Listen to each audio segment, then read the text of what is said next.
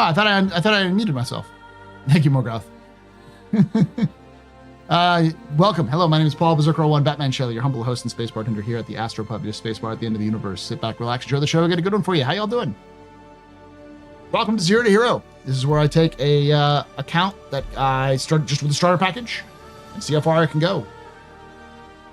I'm currently going to be returning to Stanton, trying to make more money, but also try to get more reputation. Because while I was doing well with the routes, it's a little too spicy for the amount of money you get back. How you doing, hi Mighty?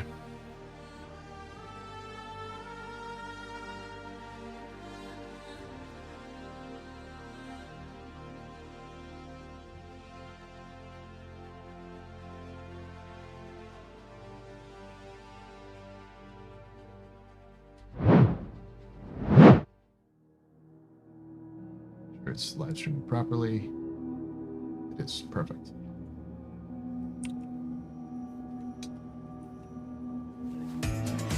Oop. I like this song. But...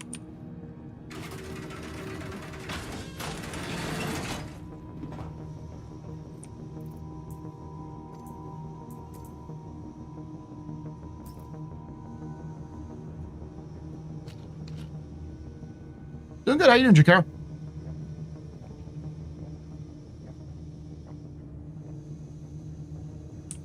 So for those of you who don't know, I do, these tend to be a little bit shorter streams. Typically, I try to go like 3 to 4 hours. This one usually is about 2 hours. Mostly because I've got other things to do on Mondays, but I want to, do a little bit of gaming because I know a lot of folks don't see me as somebody who actually plays the game because I'm probably not most well known for like the lore and the captain's table. I'm not really well known for playing Star Citizen. Though I'm trying to change that perspective, even though I do play a lot of Star Citizen.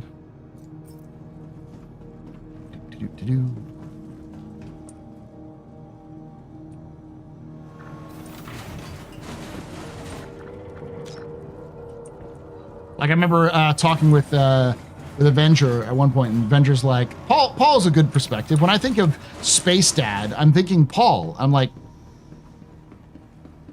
do not call me a Space Dad. That is an insult to Space Dads. Like, I will go psychopath on people. I have and will do. I just don't seek it out. Vehicle selected. Stand by. Your vehicle has been delivered. Visit again. Oh, wait. Am I in where I think I am? I am. Okay. Let's see what they have at Starlight. Because I think I still have some still here. I have like 7. I need 8. Just like Cobalt to sell.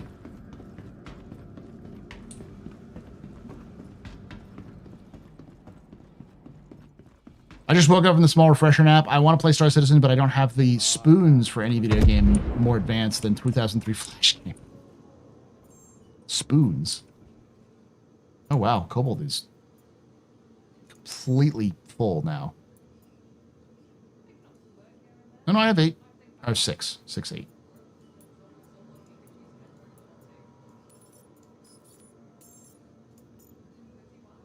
Okay. I kind of want to do this route now.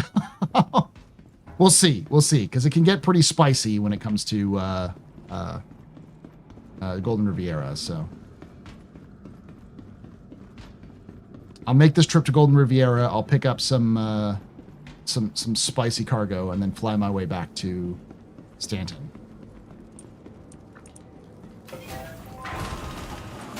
No Oblivion? What do you mean no Oblivion?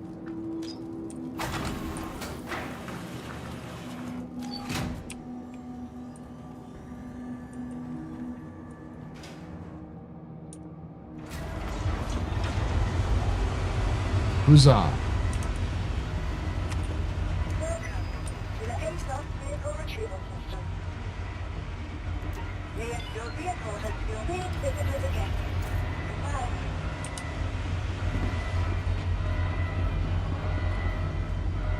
Goodbye, ship.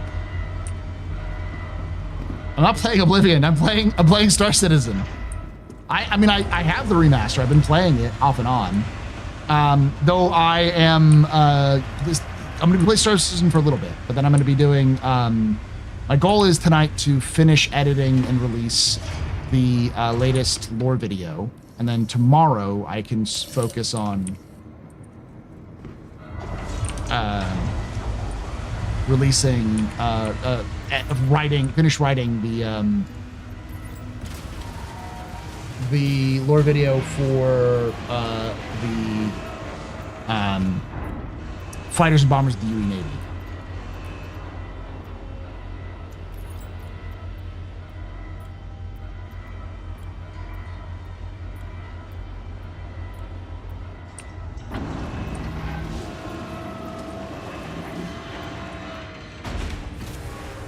Hey, Major Star Stuff. Now, I was thinking I might bully Tomato to do a joint fundraising stream this summer to play the Halo games. To, like, get up super early and then, like, beat all of the Halo games in lore-accurate order in co-op. From Halo 1 to Halo 2 up to the New Mombasa level, then all of Halo ODST, or actually, no, Halo Reach, Halo 1, Halo 2 up to the New Mombasa, then Halo ODST, and then the rest of Halo 2, and then Halo 3, and then Halo 4, and then Halo 5.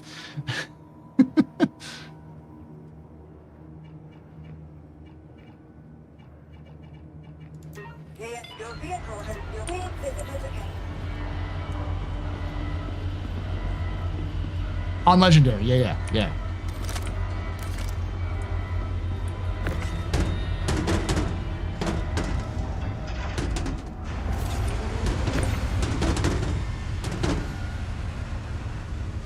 You gotta think of a good, proper challenge for that. Maybe we turn skulls on for specific, for every specific amount of money we get.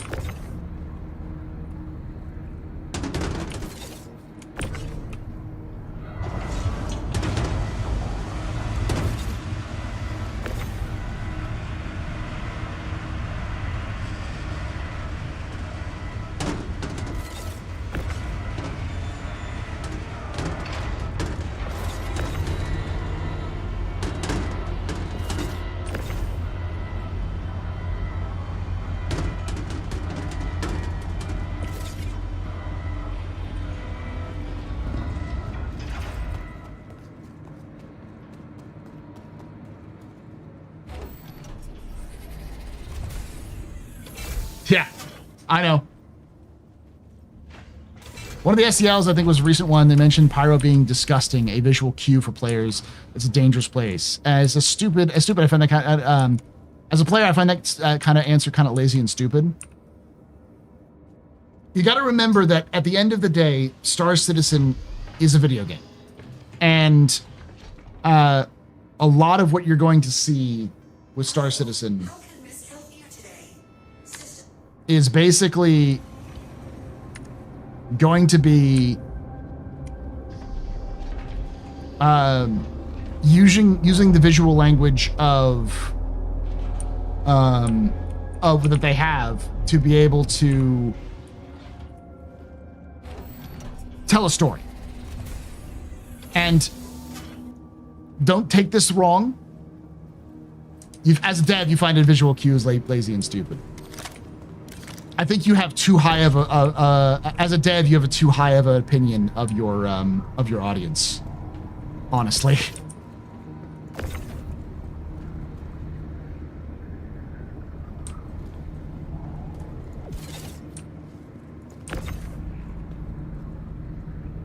Well, I agree. There should be a little bit more nuance to it. I do think that is. I think you are putting far too much. Too much. You can take away my space suit. Because, like, this isn't even a Star Citizen thing. Like, but you can never, ever take away my space game.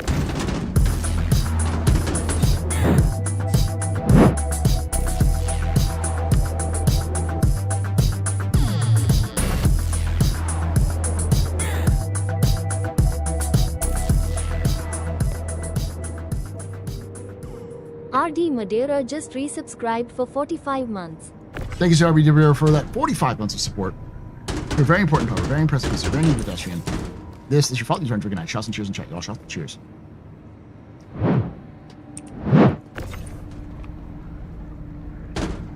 Baby, let me attach you to the grid. Why are you so broken?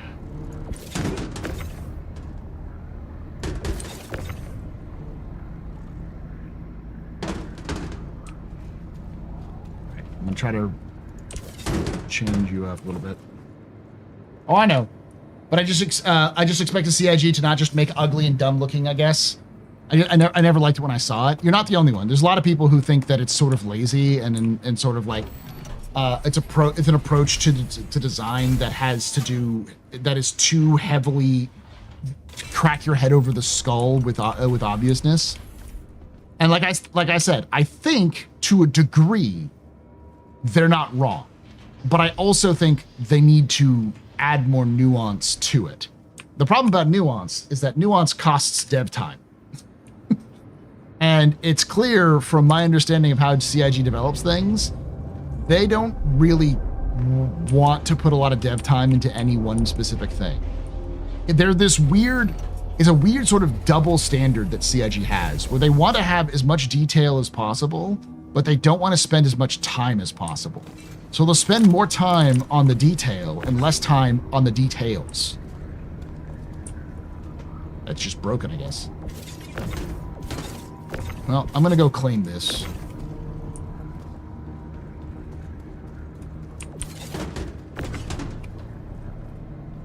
Star Citizen's being Star Citizen.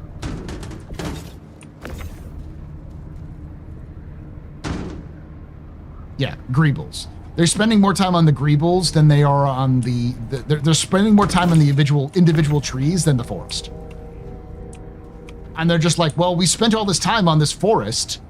We'd better start populating the forest. Or all these trees, we should start populating the forest. But they made like 4 trees, and they're just copy pasting those 4 trees everywhere.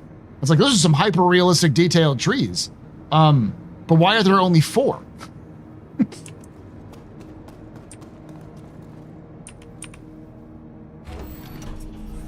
Oh no, not Monday League. I'm doing. Did I update? I thought I did update. Oh, I didn't hit update. I thought I did. My bad. Thank you, Darsh. Let's send this back down. It's correct on YouTube.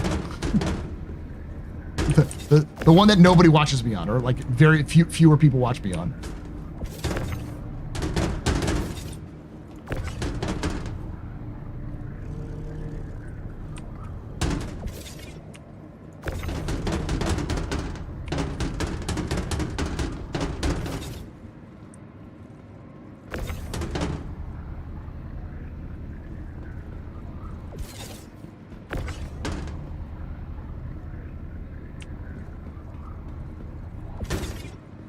No human would live in Pyro Station as it is.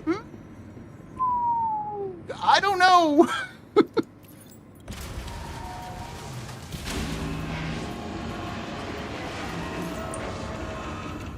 I think there'd be people who'd live in Pyro Station. I just don't think they would be. I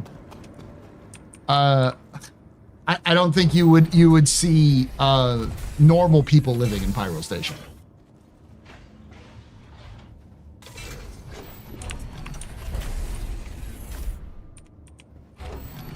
I hate to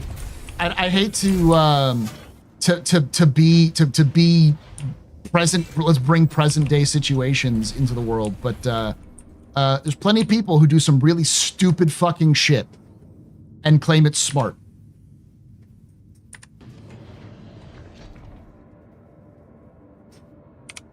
Like, if someone was convinced that drinking your own urine would make you rich and successful, people would be drinking their own urine. In fact, I'm sure that's a thing that people are doing as a trendy way of trying to get rich and famous.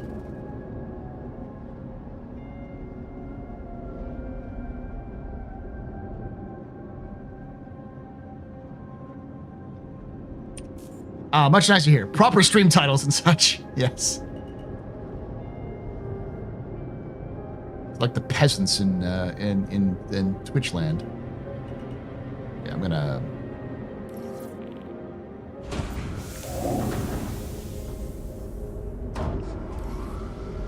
abandon my ship. You are broken, ship.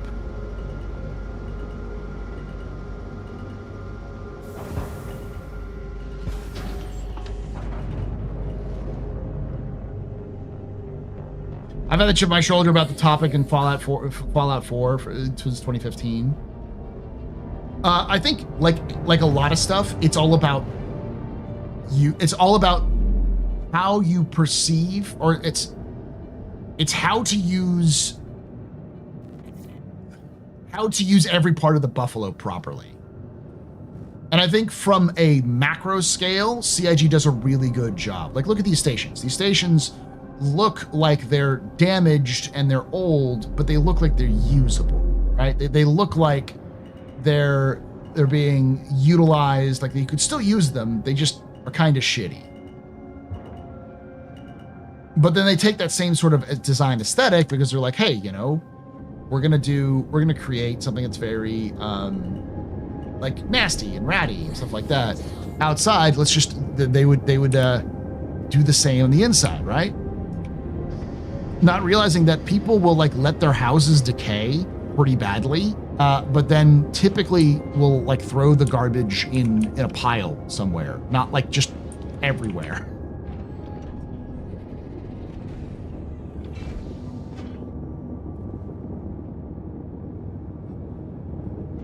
Yeah, the industry does it. It's just a trend. It's a trend in the industry of how they do it, because like it's about saving resources. And it's impressive when you like look at the shots from trailers, like even CIG's trailers. They look great on the macro scale because that's what they're selling it as. But when you look at the micro details, it gets lost because it's not quite as important to do the micro details as it is the macro stuff. Yeah, like for instance, I know Vertigo has an issue with this. I don't really have an issue with this. I have an issue with this. Why is this next to that? You know, why are these off into the side? Why hasn't anyone picked these up and thrown them down here in this big pit that nobody's using? You can already see some trash down here. This place should be fucking crawling with trash right there. But this area should be just dirty, but like not with garbage on top of it.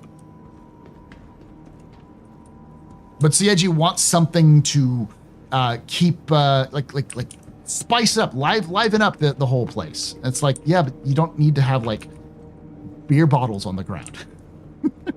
Not like somebody wouldn't pick it would. It's, oh yeah, well people wouldn't pick that up. It's like, well, somebody might because they trip on it and break their ass. So yeah, it's an emphasis on greebles over details. The details over the details.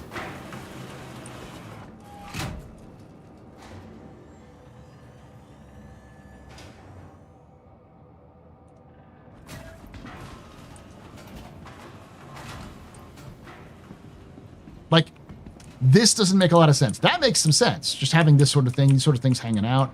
But like this pile of trash, like these piles of trash should be in like this corner here, right? Like, this whole place should be just piled high with trash and garbage.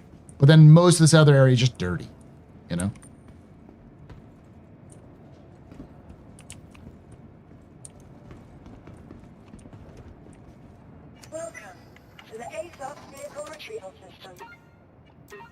Your insurance claim has been sent. Garbage decorator. Well, it's more of I don't think it's the wrong impulse. I think it's just the wrong direction. Thank you. Please visit us again. Welcome. And it's not just that. It's that I know a lot of people find it like to be bad narrative direction, because when you think like non-UE, like non-control, like an area which isn't under a central control of an authoritarian government, you probably don't think utopia, but you probably don't think you're living next to a garbage bag.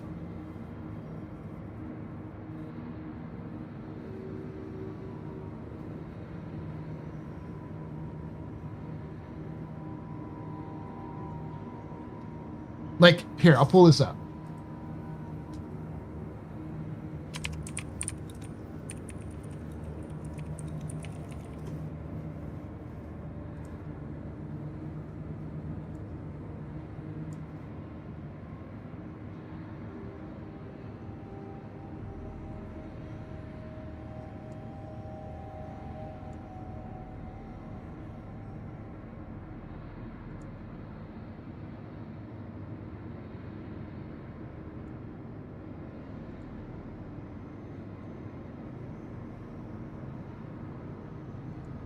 So there was development housing in South Africa, right? There is a clear delineation in apartheid South Africa between the people who were living really well and the people and the black population that was living pretty poorly. But you didn't think, especially at the time, that the black population was a bunch of like vagrants or like lepers, but they definitely weren't living in luxury.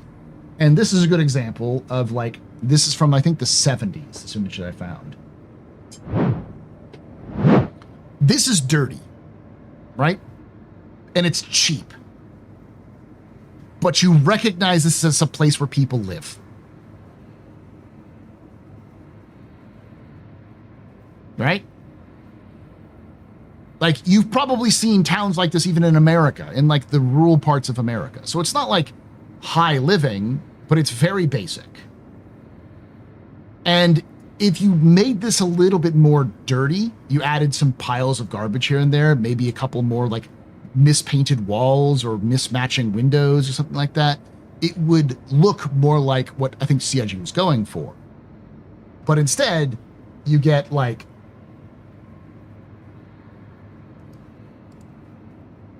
I can't.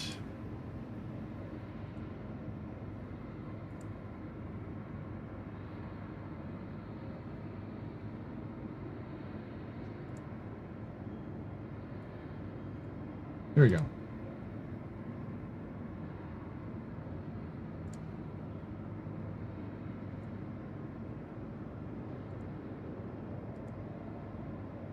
Here's another example of this. This is probably a better one. This is what probably CIG is going for more than likely, is something like this. Right? You can kind of see the place I just showed off. This is sort of right here in the background, and you kind of see this area here. But is this?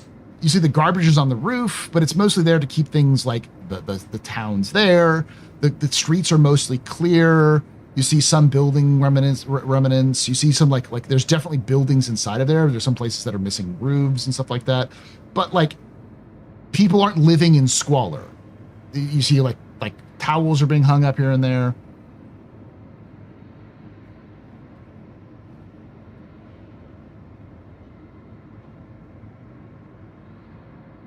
So like you get by with what you can. But just because you get by with what you can doesn't mean you just say, fuck it. And I've lived near areas that are very like ghetto and very run down. And those areas aren't places where you don't see art.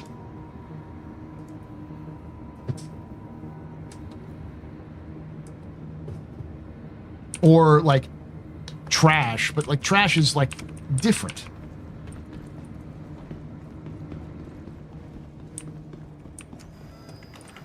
I see Paul's looking to buy some real estate. That's stream income with no context of just joining. The discussion is about how like, why is trash everywhere in Pyro? And the answer that the lore team gave was that it's just because they wanted to give visual storytelling of what they wanted people to feel like. They wanted people to feel like Pyro is super like nasty and run down and stuff like that.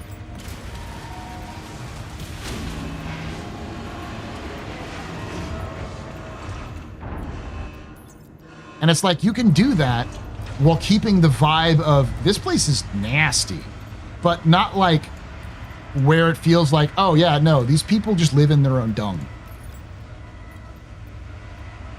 It should look like a shanty town from, like I said, some South Africa or from like Rio de Janeiro, rather than a like a literal trash pile. It's like rocks outside to summon vertigo. Yes.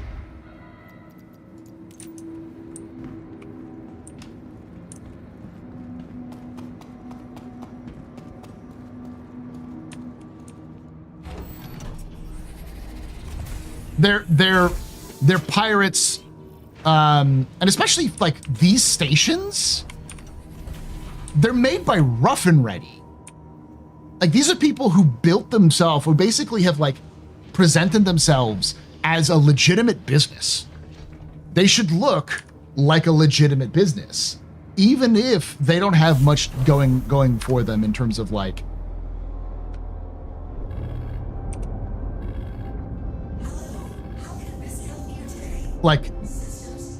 resources. They should try to make themselves look presentable.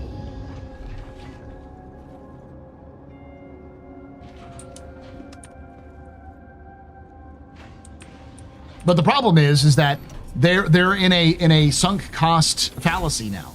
There, Jakero. They spent fucking years building these stations up to make them look the way they do, and now to make them look like anything else is going to take time and effort, and they're going to have to throw away a lot of their trash tools to make it work. And as a result, that's just too much effort. They're just going to move on and then maybe address it later down the line when they have more time.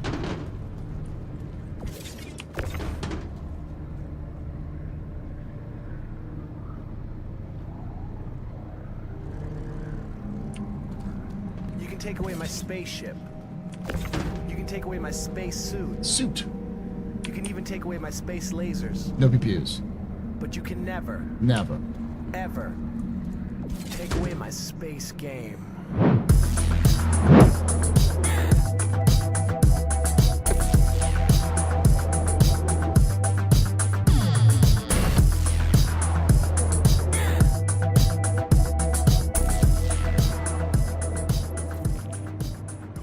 Lucas_DSC just resubscribed for 31 months. Think of that 31 months of support there, Lucas. You're very important, Papa. Very impressive. Best training pedestrian. This is your fault. We should drink a nice shots and cheers. Check out shots and cheers.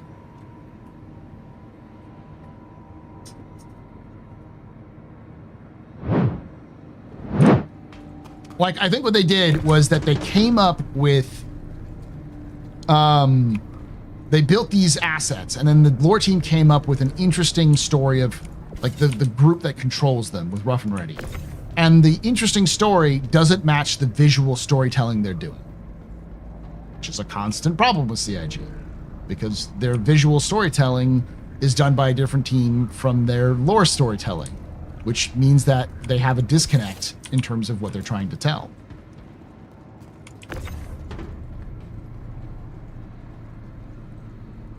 And part of that is they're still learning.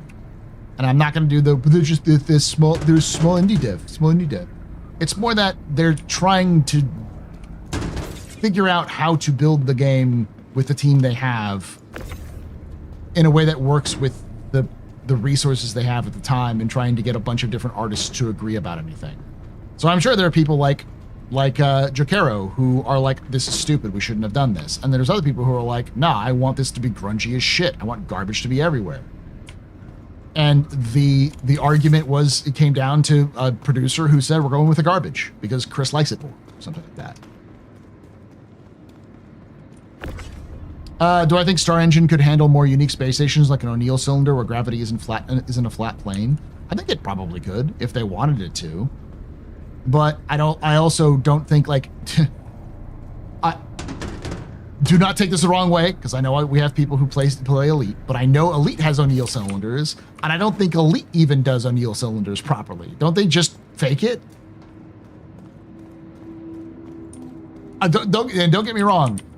My dumbass would absolutely love O'Neill cylinders. I am a sucker for hard science fiction with stupid science fiction. Like, give me a hard science fiction world with, like, World War II dogfighting or giant stompy robots. Like, give me this universe that feels like it's dripping in some sort of realism and like some like real thought was thought into things like radiators and how heat works in space and how would you build like a society in space. And then you throw some bonkers ass shit into it. Like, that's my aesthetic. But that's not Chris's aesthetic. That's not Star Citizen's aesthetic.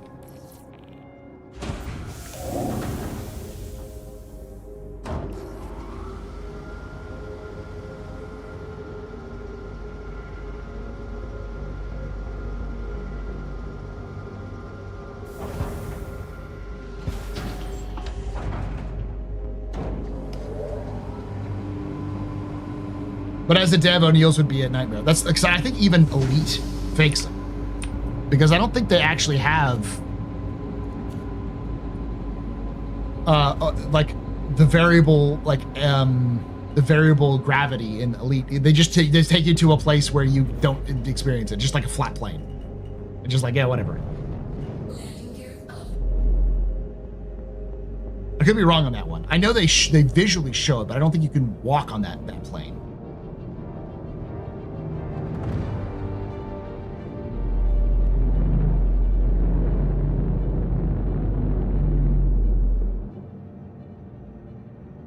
Okay.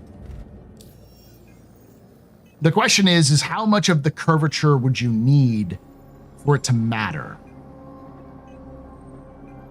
Because O'Neills are huge.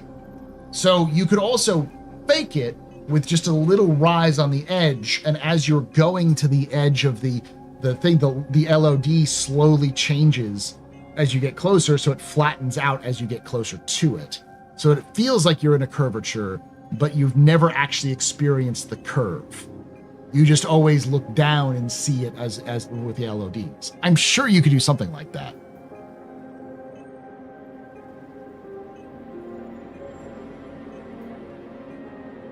You could. I mean, Elite does it. That's not too difficult. It would just be a matter of like how you model that those planes.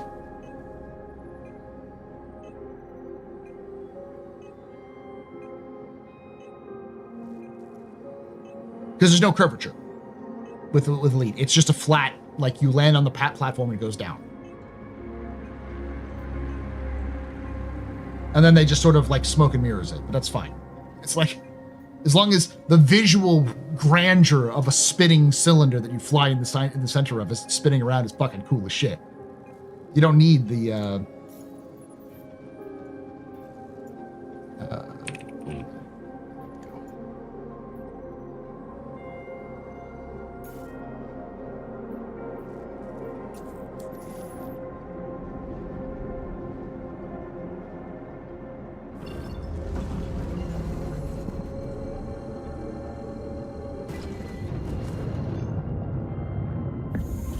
I'm gonna make him do the math because I'm watching him get lost in the numbers and hearing him in his eureka moments are amazing. Who?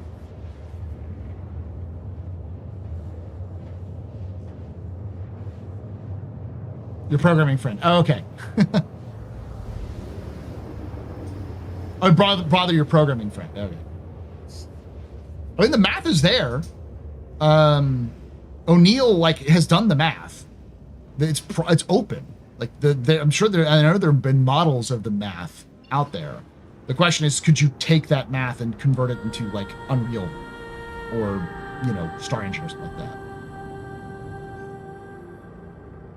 Like, we know that the Star Engine can already do different variable gravities, because I can get up and walk around right now, even if I was upside down in the planetary gravity, and it wouldn't fall down because it's of the what's their technology, the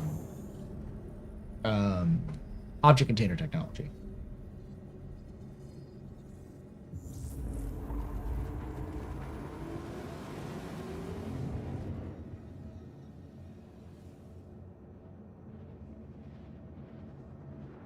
How to make the gravity work at scale. That would be the tricky part, is to how to make it work at scale that didn't feel weird and didn't have weird drop-offs.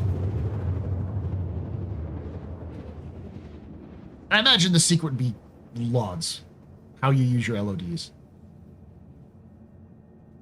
It'd definitely be smoke and mirrors. You'd never actually leave a flat plane, but it would look like you're leaving a flat plane.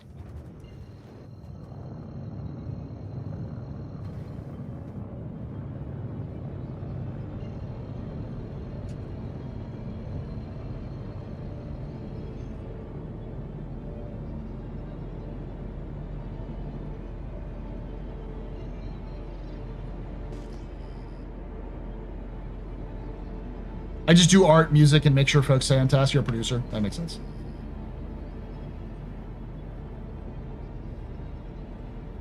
Maybe I'm the wrong. Chukaro, you're not the one who works on Arc, right?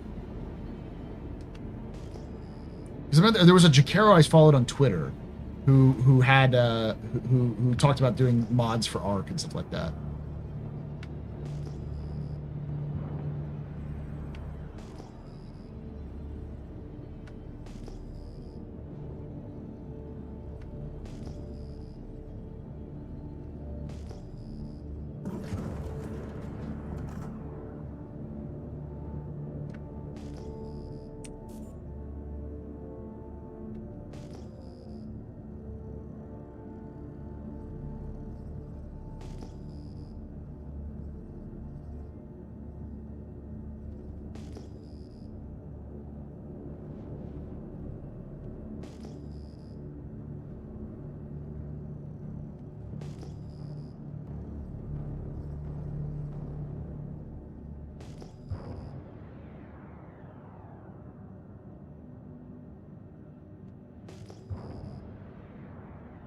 I had a crazy idea looking at one of my Warhammer models.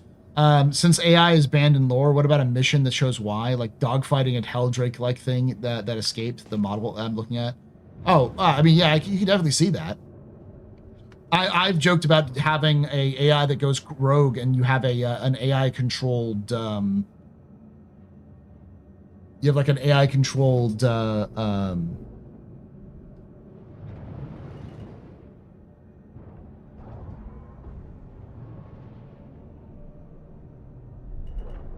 Sketchy as shit, but try it. An AI controlled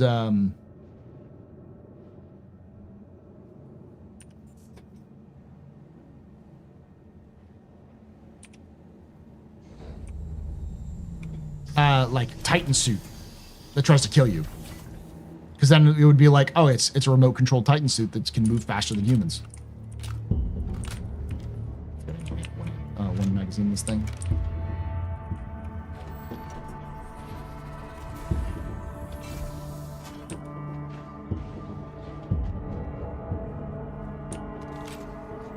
I don't do mods. I'm working on a few pitches for my group, a few games, including Exosuit Firefighter game. That sounds cool.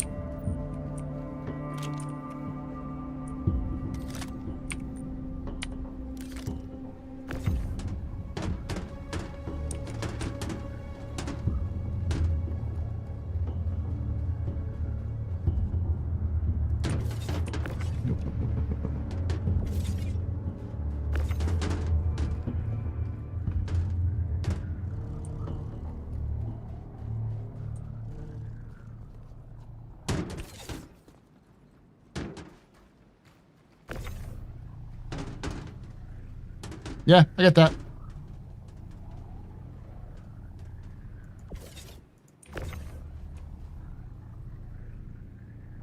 The hardest part about video games is the same part about any art, which is you can make as many games as Vertigo said on the stream the other day, on the captain's table the other day. You can make anything you want. The problem about making anything you want is that at a certain point you have to make a video game. And that's the hardest part about making video games, is that eventually you're going to have to make a game.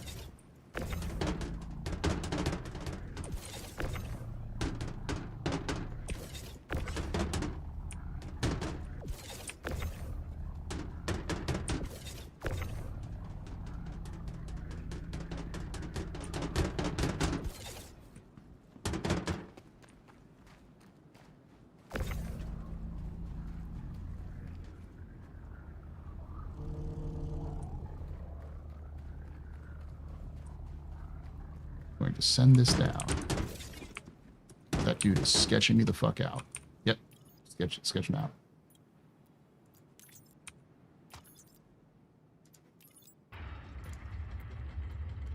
Get back in here.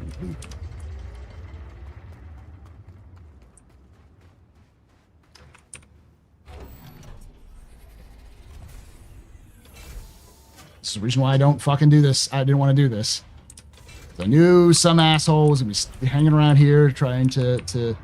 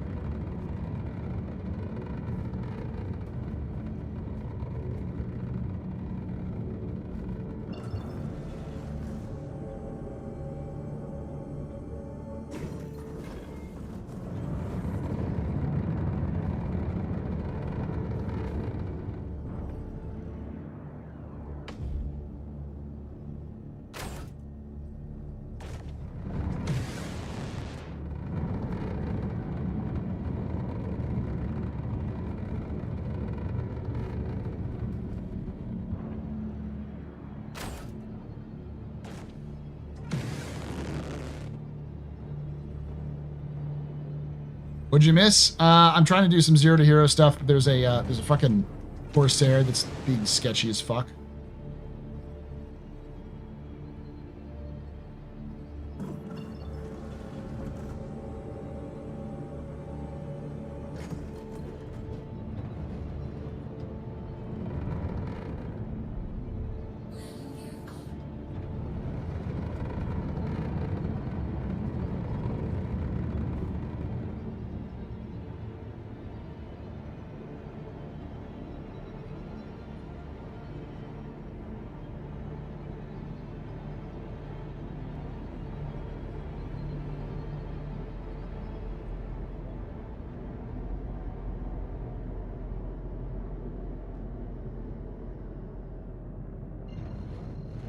I'm gonna come back down here in a few moments. I'm in a fucking hole A. I cannot shoot shit on sight right now.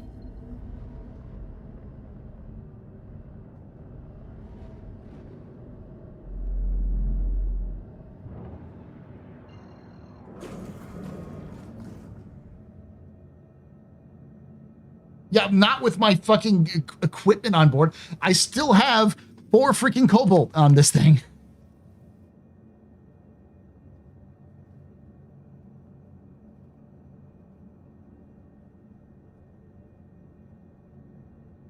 Cobalt is, yeah, it's also expensive.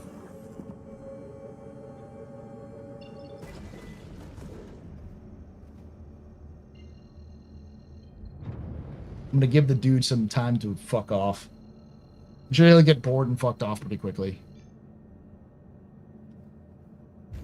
Fist fight a Corsair in the air.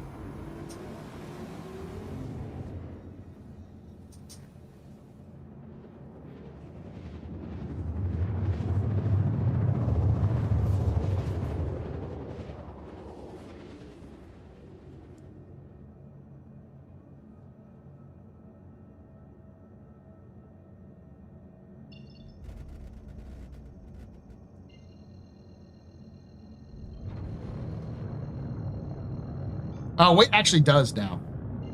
Mass does.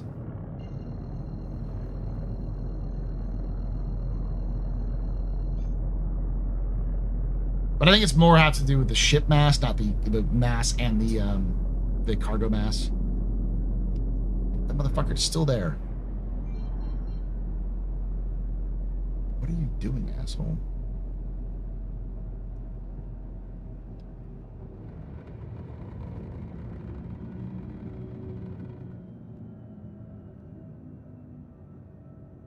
Is he leaving?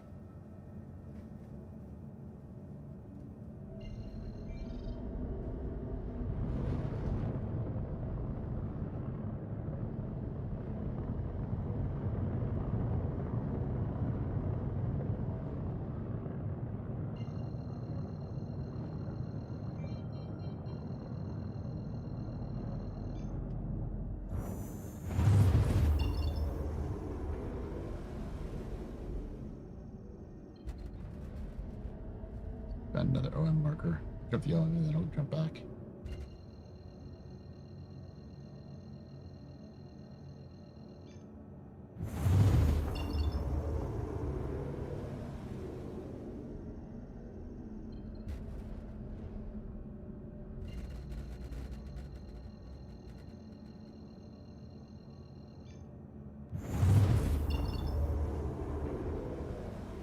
Weird thing is he's still in landing gear, it looks like, but I don't know if that's a bug on my end, a visual bug, or if he's actually in landing gear. This is live. I'm on my 0 to hero account, so.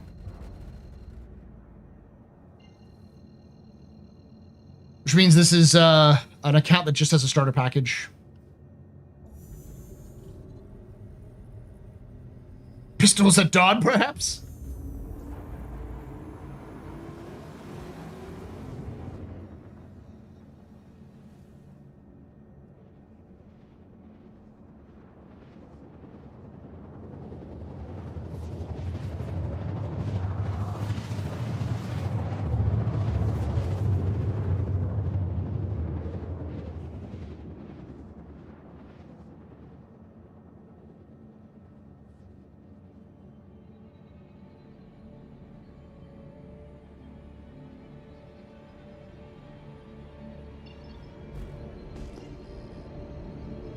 Yeah, he fucked off.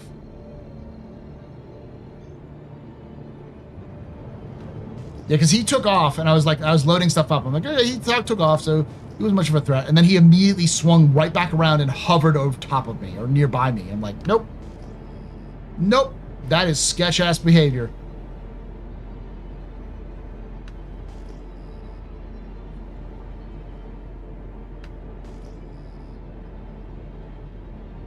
And knowledge.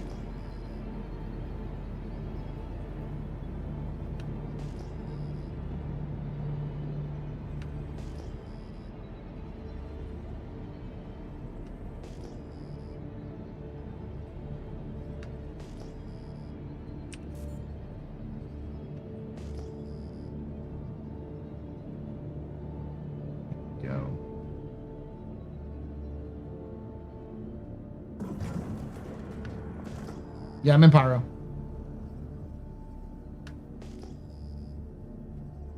I meant what I said yesterday, but it was taken in the wrong context and not within the right frame of context. So I apologize for the way I should have been. They should have been taken. I understood that. I understand that wasn't the intent, but it was also like, it was coming out in that way. It's just like, bro, I'm not gonna deal with this right now.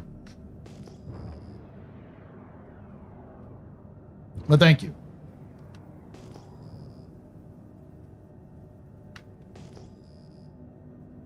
When I do that, it's never intended as an attack on any one person. It's mostly just like, you know what? I'm just gonna give you a timeout because I need to have fucking peace of mind. I need to not focus on that. I don't need to focus on like the other stuff. I need to focus on streaming and doing content. It's not the first time I've done that to knowledge. I've done it to people who legitimately are regulars on this channel. It's not like I typically don't even make play favorites on it. It's like if you hit me the wrong way at the right time, I am more than willing to give anybody a 24-hour ban, no matter what perspective you have on the game or anything else. It's just the vibes be off. I'd be checking out. It's a deal with streaming. I used to give out like permanent bans more frequently. But I stopped doing that because I'm like, if somebody is here just to fuck around, if I give them a 24-hour, then they won't come back. But if they come back and continue to fuck around, it's like, cool. You'll get a permanent.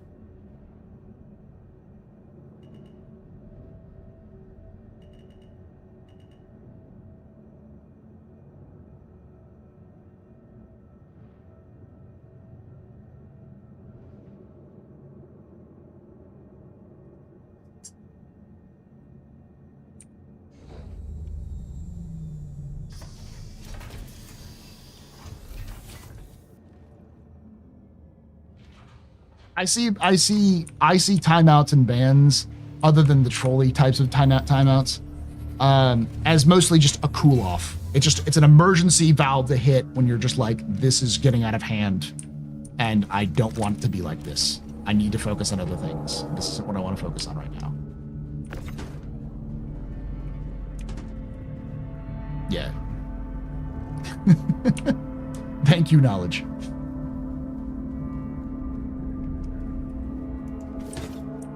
I'm not gonna say I'm not gonna do it again, because I probably will. I'll do it. I might do it to even some mods in the future. At the end of the day, this is entertainment, and this is fun for me. And if it stops becoming fun for me, then I will stop doing it, or I will remove the people who are making it not fun for me.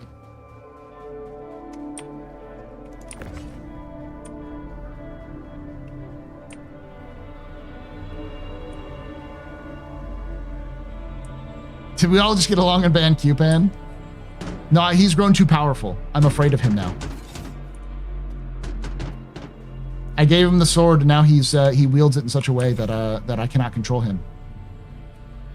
He's grown beyond my power. Is PUBG still a thing?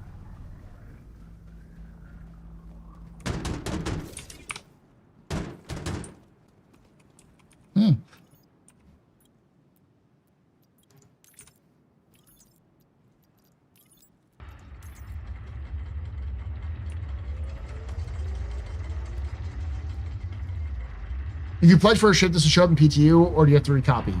If you pledge for a ship after you'd already had the PTU copied, you do have to recopy the PTU in order to recopy for it to show up.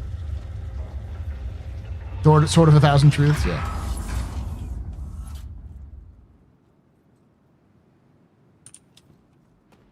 Did you just time out Pete? Oh, you gave a shout out to Pisspoor Pete.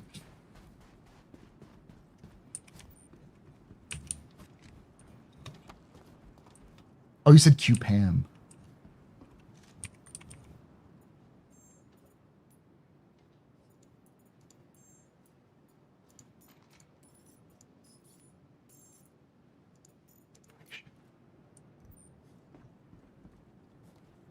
Brother, you scared the shit out of me.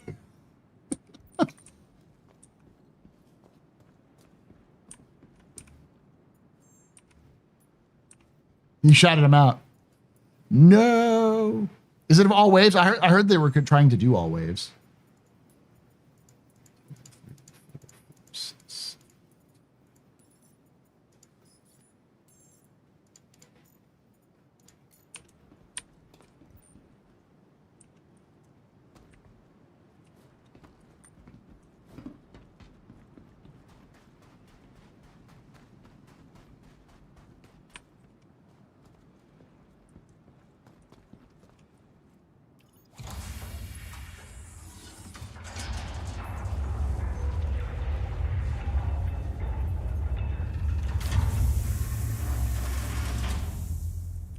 Oh, see, I think CIG left that in.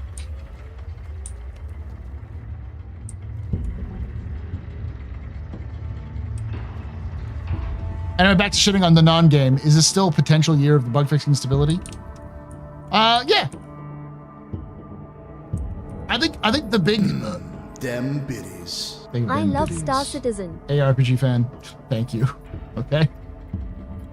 Oh, happy birthday, Wolf Pilot. I think the problem is, as always, is that it's perception. CIG needs to improve the game to the point where people are okay with it, but CIG's current mandate is on missions and the transit system, with some other small fixes here and there where they have a chance to.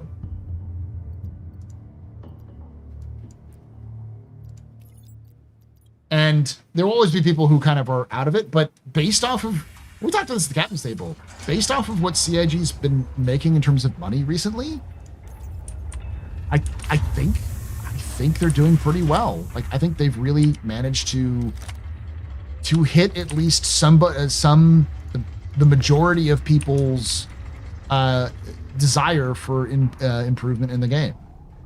Obviously, the game isn't perfect, but CIG's making record sales for a game that they kind of, if even just said, hey, we're not doing any major updates other than these small Small updates.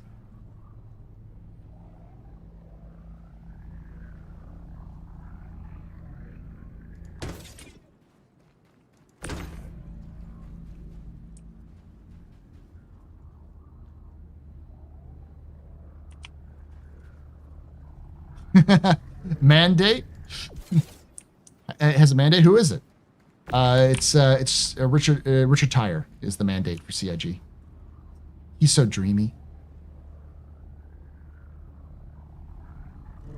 It's just the thing that to keep in mind about the sort of like the whole fixing stuff is that it takes them time to get it done, and it's clear that CIG and here's the thing, it's not just clear from the outside.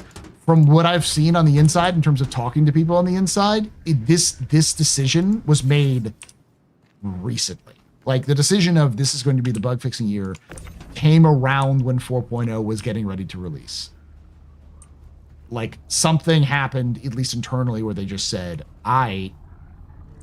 because this is going to sound insane, but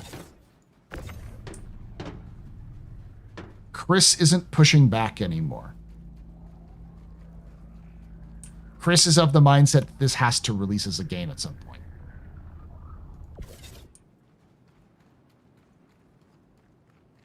When I heard that from internal sources, I'm like, I'm sorry, what did you just say?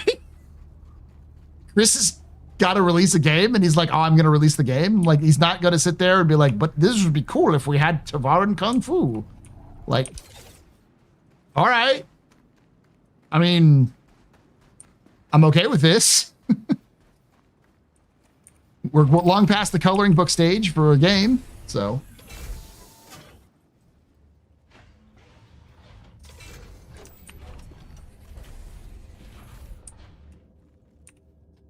What? No Tavaran Kung Fu? More that, like, it's more about prioritizing what's needed for release of 1.0 rather than prioritizing than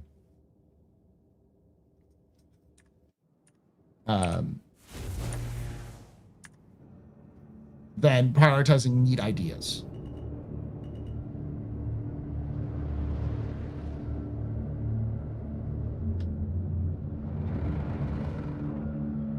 Well, like, I don't know what was the catalyst, because that's the question I have. Like, the reality check is one thing, but what kind of reality check? Is it because they didn't make their like super ambitious goals for, you know, for funding? Like, what reality check happened? It could be, and maybe he just realized he's getting older. That server meshing when it hit.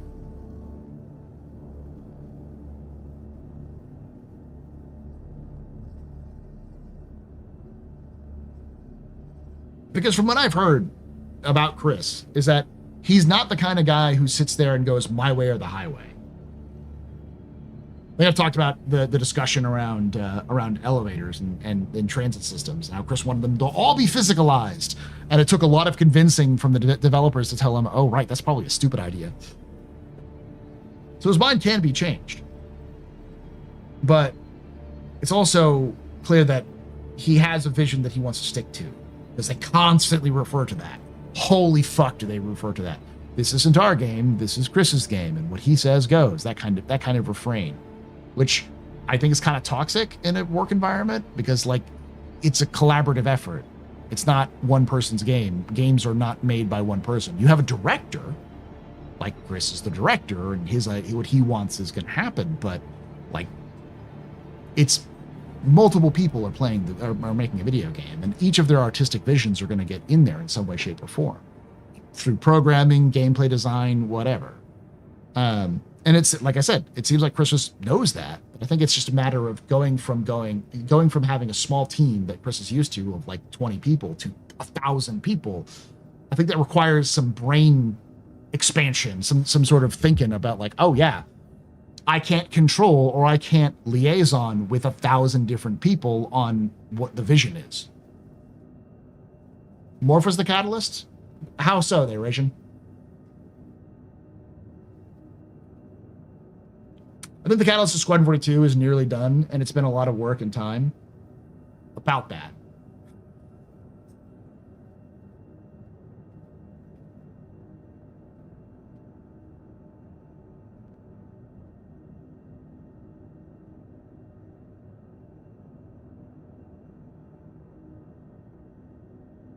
I'm not going to talk about that yet because I need a liaison with other people to make sure I know, but I have information on that on Squadron. Good news and bad news.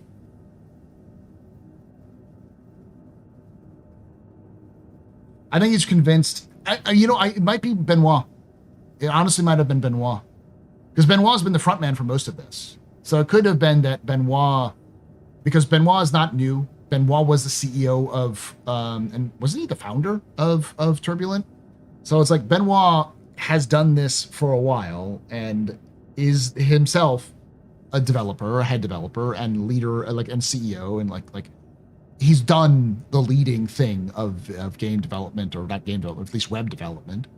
And so maybe Benoit, who he respects as a peer, sitting down and being like, we need to do these things, made him go, all right, we need to do these things.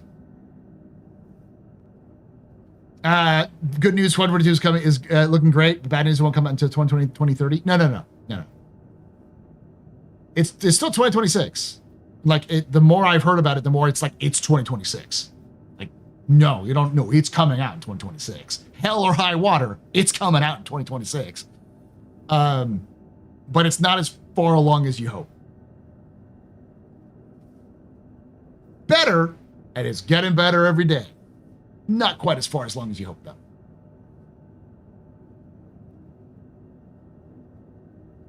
I think he's convinced that it's, right now it's time to push replayability. Now there's a large portion of the game now implemented.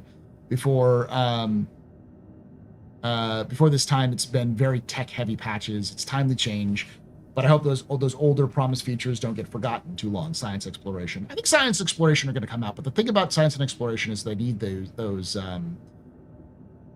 foundational pillars of scanning and crafting and those sorts of things to actually matter.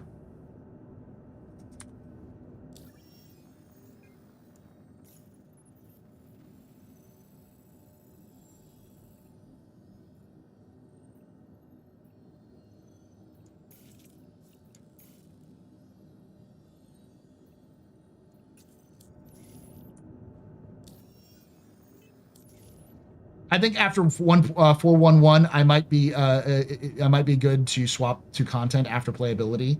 It needs to be a balance. It needs to be a balance.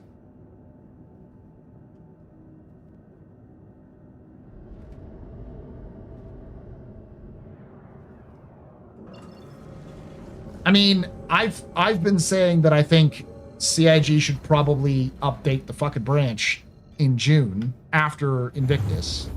Because that's their dead time, you know. June and July are their sort of the time when it seems like a lot of developers take them breaks, and it's the summer. It's kind of like lazy, and even the hype sort of dies down in general because it's the summer. And for those of you who don't know, video games notoriously die off in the summer because people like to do this thing called touch grass. And so while there are hardcore gamers who play throughout the summer, and most of you in chat, the vast majority of people who have summer off are going to spend time with their families or go on vacations, not sit around in their houses all day. Features you can get. The core tech pillars and foundations are in. Now it's time to remove as much tech debt as possible before it continues to multiply with each new feature. Touch what now? Is grass new content patch? Yes. I think it's a combo of things you said, and 2024 maybe not meeting expectations, and then seeing the world going to shit in a dumpster.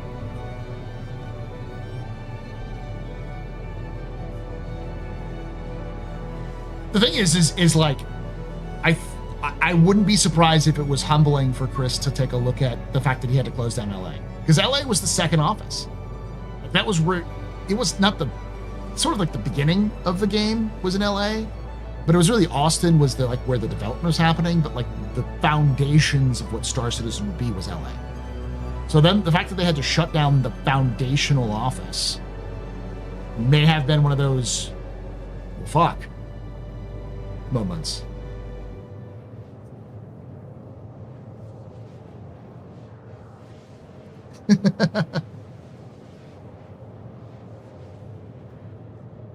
You just got out of a defense thesis, defending your thesis, Del. I understand. The brain fart.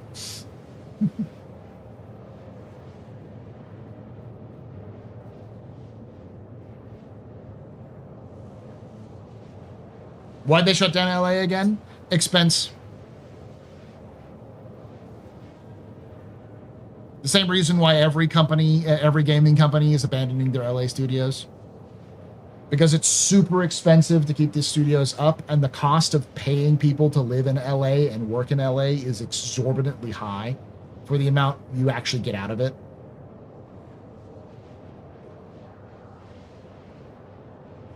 It's funny to for me how this is what I was saying like a month ago, and it was dismissed as FUD. Saying what?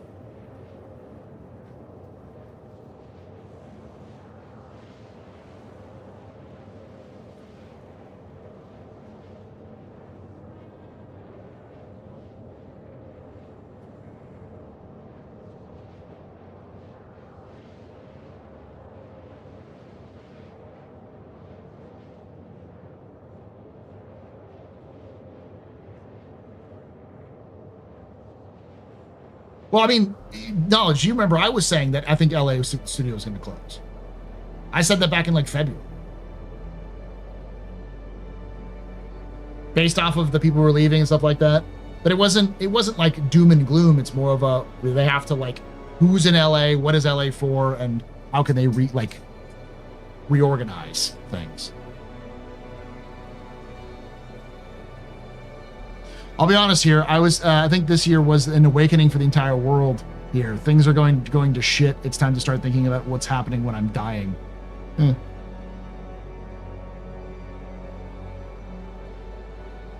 Getting between chatters and perfectly legitimate donkey caressing hobby.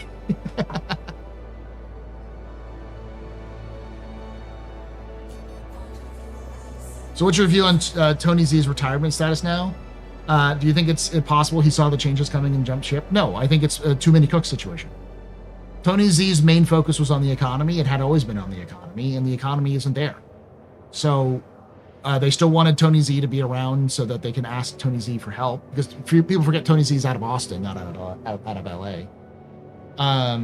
And so I'm sure Tony Z has other goals in mind and other things that they want to do, because Tony Z is not getting any younger, but they also don't want to put too many people in one position, because, you know, that's what Richard Tyer's now the director in charge of the PU, now that he's finished with Squadron.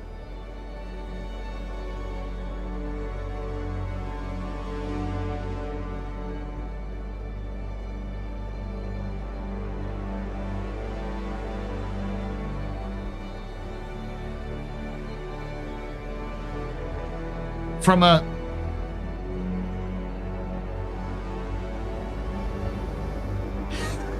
maybe, Darsh, maybe.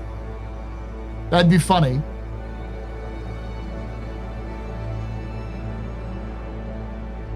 Based off of what I've heard, Flymo, yeah, Tony left. Todd Pappy left.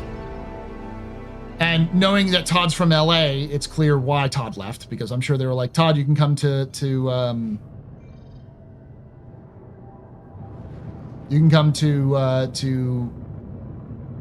like Manchester, and he's like, no. And while that sounds weird, Todd's like in his 50s, and he's not young anymore, and I'm sure he has family members, like children or other family in the area of LA, and he's been doing this job for a long time. This isn't the first game he's done. When I talked with Todd Pappy, he'd been doing games since the Atari days, so he'd been around doing this for a long time. And the more I've talked to people from that generation, the more they're just burned out. They're just like, I'm done, man. I can't keep doing this. I gotta, like, this isn't a job for a person my age anymore. Yeah.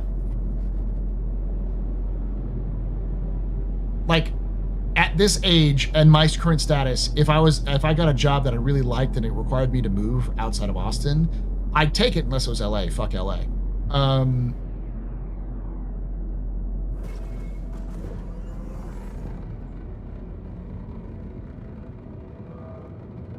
Tell me how I really feel with that ball, yeah. But at the same time, if I had a kid, you know, and they were going to school, I'd be like, nah, this is fine. As long as my current job doesn't screw me over, this is fine.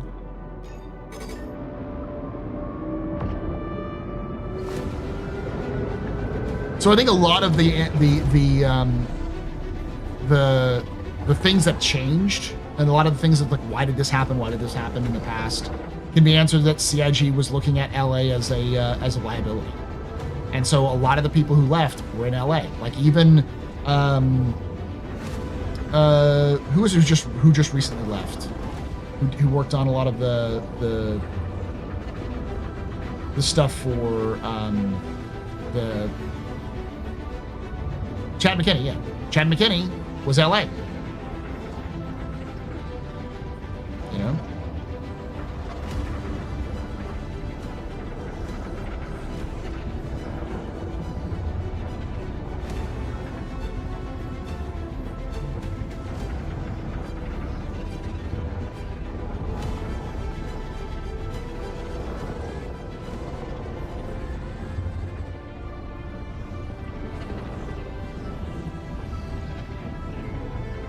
Game dev is a collaborative art. It's not never a single person. There are plenty of devs that do single dev dents, like Lethal Company and I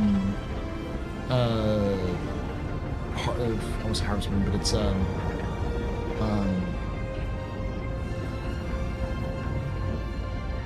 Stardew Valley. Those are famously single dev games. But also, like, look at Toby Fox. Toby Fox made Undertale with a single developer, and it burned him the fuck out. Like, it required his own community to tell him, just fucking use some money and hire some people, dude. Don't burn yourself out on this shit. To learn that, like, yeah, maybe I shouldn't do that.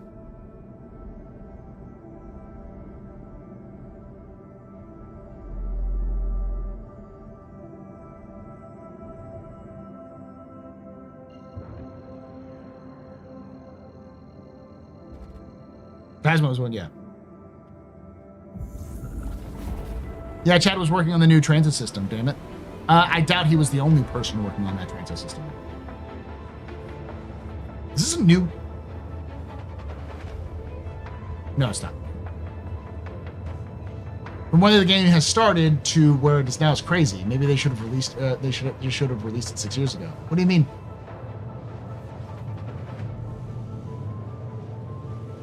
Releasing Star Citizen 6 years ago would have been a disaster because Star Citizen wouldn't have been where it is now 6 years ago. 6 years ago was 2019. Game was not in a good position 2019. Any day now on the transit system? No, I mean, what's his name? Benoit said back in February that like they'd fixed the transit system with the current transit system. They had done basically a hot fix, a patch to like a temporary solution to the problem, but they were building out a brand new solution to the problem. But it was that team started working in January or February. And generally speaking, if you're looking at a team that's just starting out like that, you're looking at 6 to 9 months. So the earliest we'd see any sort of results would be June.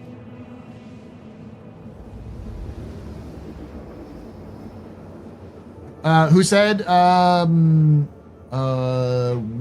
not said it. I assume that they probably mentioned it because I know Chad was working on the elevators, the cargo elevators, and the ship elevators and stuff like that.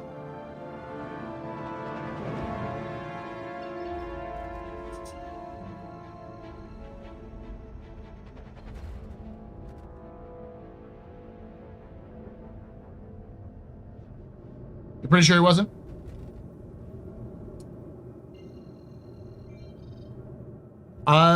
Cool. Like I'm just taking it at face value. But at the same time, as my point is that it doesn't matter because it's not just Chad McKinney doing all the work. That's not how Star Citizen's developed. So that's how games are developed. But like typically in a company the size of CIG, that's not how this works.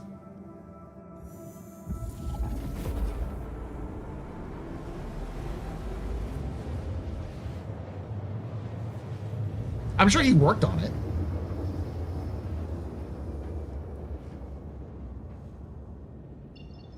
But I also know that, hey, Coffee, how you doing? This is where Borough Colliery says that they're the lead developer for CIG's transit system. If you are, spill it right now. You have to tell us. It's the law. Are you a cop? You have to tell me if we ask you.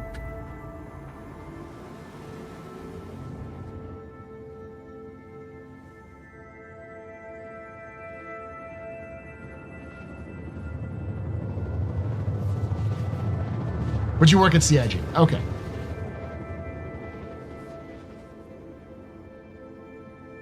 Oh no, you're not one of C Daddy's people, are you?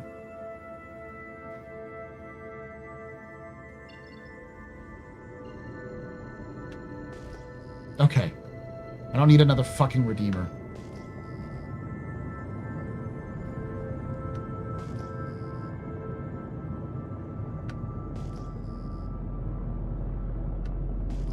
Well, I mean, one of the people work on platform.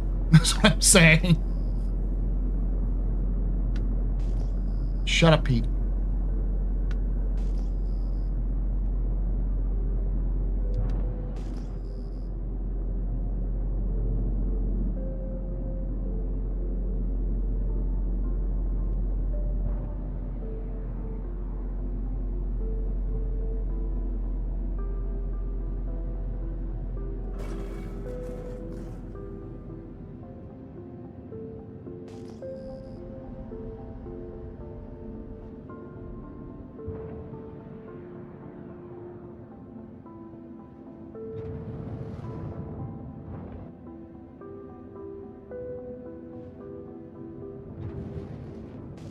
Dox yourself immediately. Yeah, no.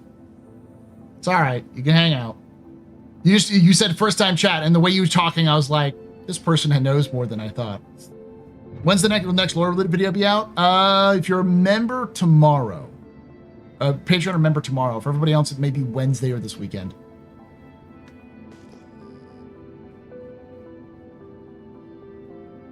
See, this is what I mean, chat. I start talking, and then I forget that people at CIG sometimes watch me, and I go, fuck, don't listen to me. I don't know what I'm talking about. And I also go talking about the people who fucking talk to me, and they're not supposed to. But that's not changed. The reality is that CIG leaks like a fucking sieve.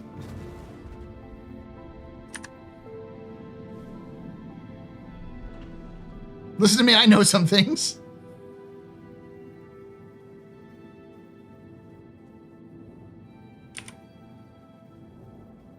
The wrong button.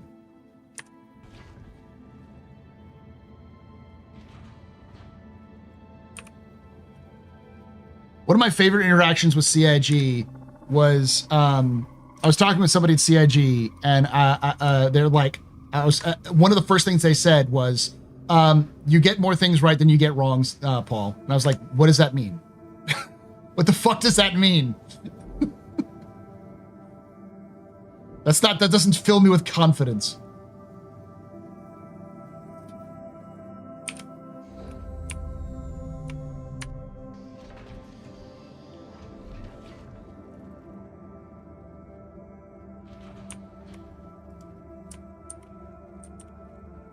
Oh yeah, that was fun. When Wicklow came, when Elliot came on to stream to specifically tell me we're getting Wicklow and nothing else. Fuck you, Paul. Shut up. Don't ask for more.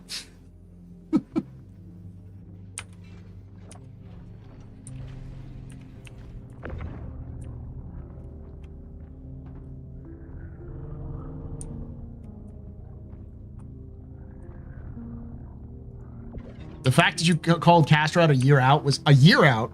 Try 3. It was 2002 when I called Castro.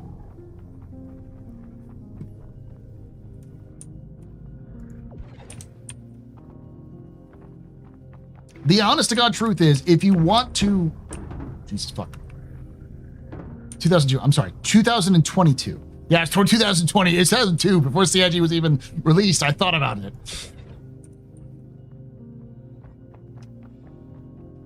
When do you think we'll see Castro and Nyx? So here's generally speaking the way I look at how CIG talks about development and make my predictions. It's entirely based off of the most recent amount of information I can get. And that information is almost always the exact same amount of information that CIG typically gives us, and often is the information that CIG has at the time. CIG doesn't hide shit from us. Fuck off, dude. Okay, fine. I'm gonna send this down. You're being a dick.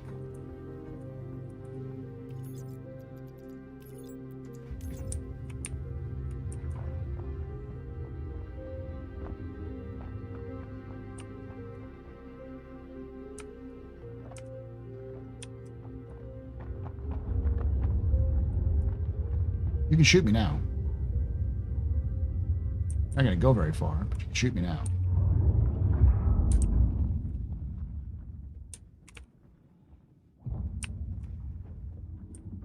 Is that Intrepid? No, it's a Halsey. Or it's a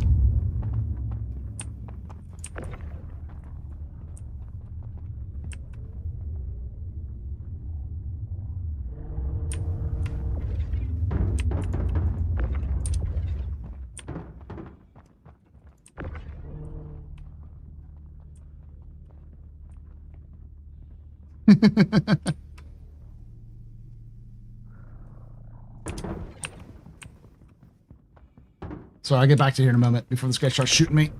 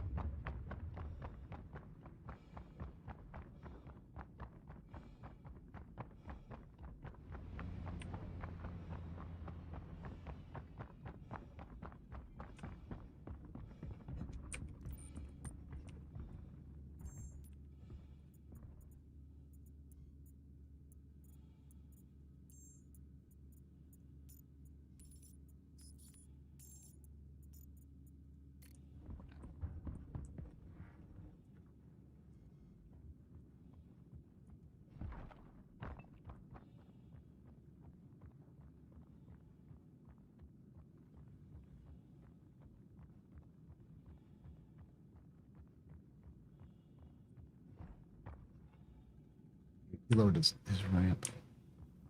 So I did weird things.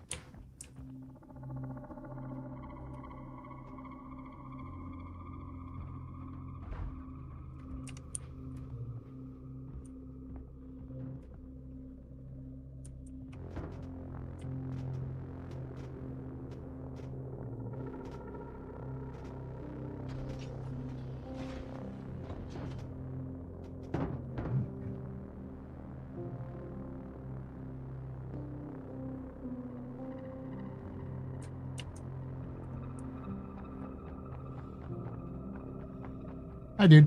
Running.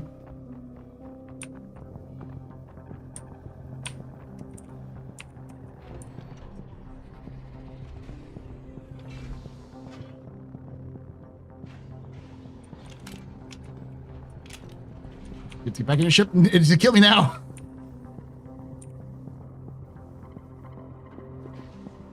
All right.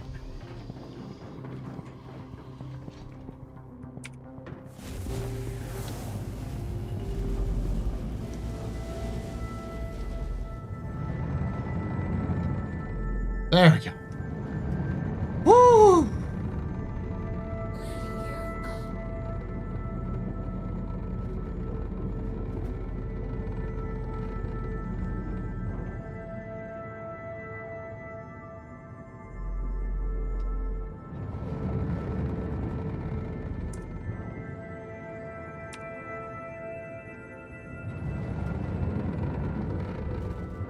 Right.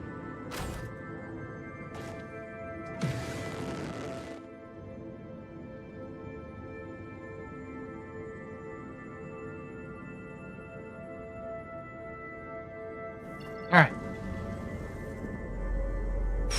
So someone's asking me when do I anticipate a lot of that stuff coming out? I can tell you right now that almost certainly somewhere in CIG's headquarters, they've talked about Nyx and what it's going to take them to release it, because I think they all want it to release this year so they can prove they're not just a one-trick pony with Pyro. I think it's still going to end up in preview this year. And I think, honestly, CIG is going to do the thing they always do, which is they're going to get to content. They're going to get to the end of the year, and they're going to want to have that dopamine hit from their own teams, let alone from the public. And they're going to want to try to create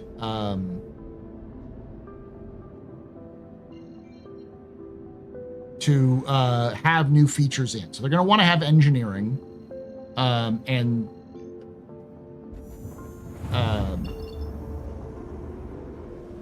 figure out where.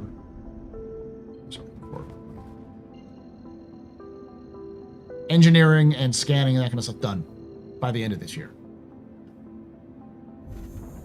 I think, don't take this the wrong way, but I think CIG is going to fuck it up because they are more likely to fuck it up than not.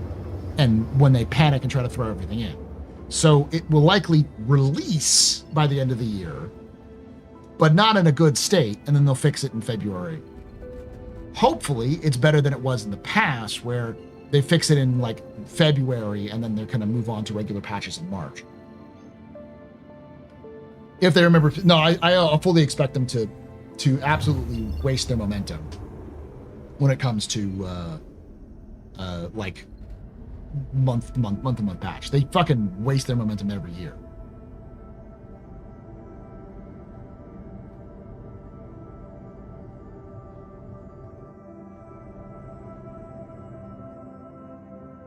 How do you see scaring paint playing? Scarring painting? What are you talking about, Neil?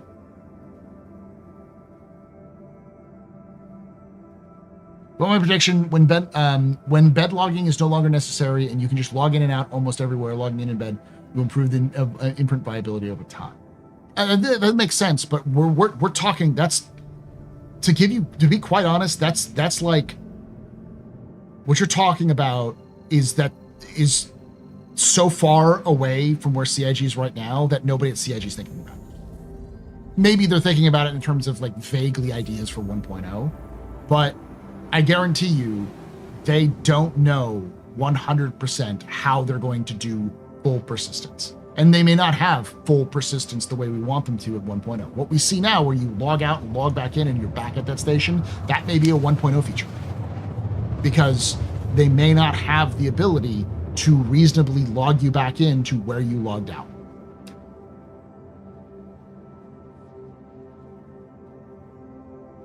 Because that may require them way more time than they actually have viability to. Sorry, I meant scanning. Oh, scanning's coming in with, I mean, depends on how long it takes for them to get engineering out, but scanning's already in a state that's at least somewhat usable for squadrons, so I wouldn't expect it to be too far away from engineering, if not the same time as engineering.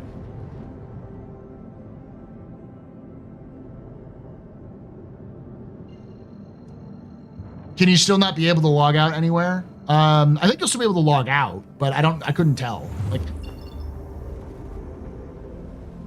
the problem is right now that there is, what the fuck? Okay, hi, y'all. I'm gonna be leaving now.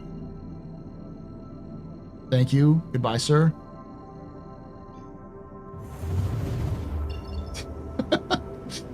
Hello, Polaris.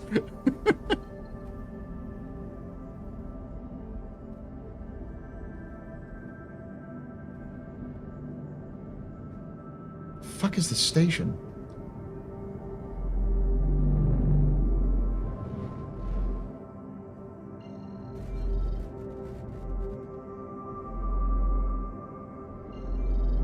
There's no way that's right. It's the Terra Gateway.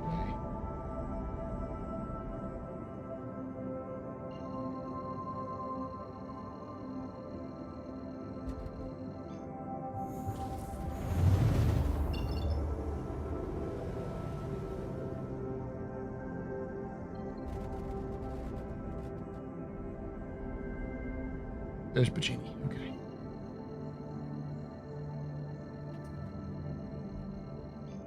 When are we getting engineering? End of the year. CIG is prone to being embarrassed by things, and I guarantee you they're embarrassed by the fact that they haven't gotten engineering out when they said they would. Can you still not be able to log out anywhere? I think you can, or you're talking about like right now?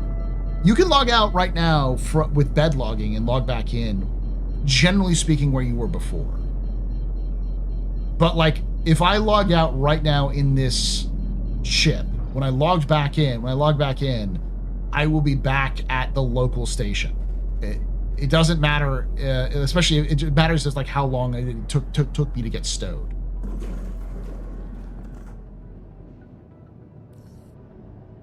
Why can't we bed log with homies? I couldn't tell you, other than I'm sure it's how the database functions. It's something about the database. I can almost guarantee you if you hear something about it, it's that. This is the same reasons why you log back into the station you were last at when you log out, even if you jump right back into the same server.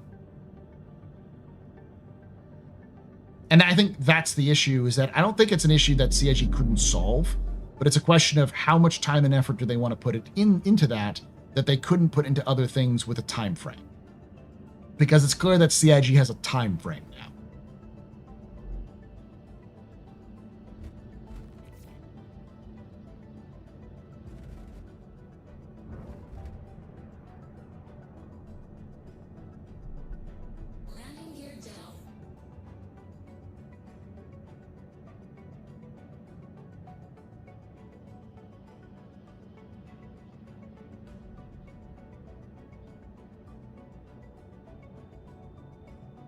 I can tell you what my hopes are, but don't get my hopes twisted with what's actually going to happen.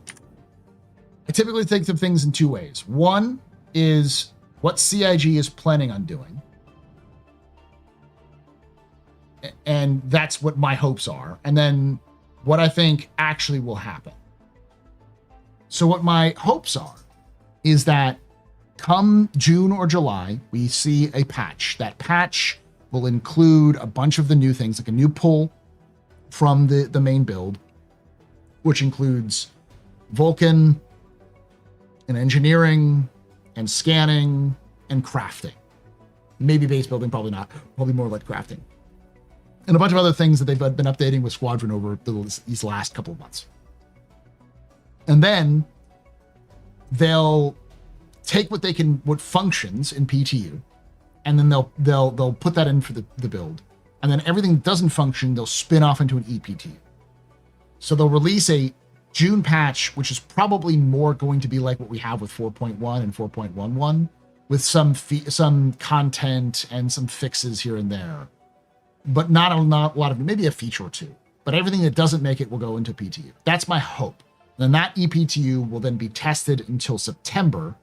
And then in September, their hope is to pull that out in September so that they have that out before CitizenCon. So they have this patch, which includes some things that they promised for 4.0 and some things they promised with at CitizenCon, to sort of give some sort of flavor in terms of what they have and what's going on. So they have that release, and then they have a base building preview or base building plus Nix sometime by the end of the year or early next year. Tier 0 crafting, a fabricator.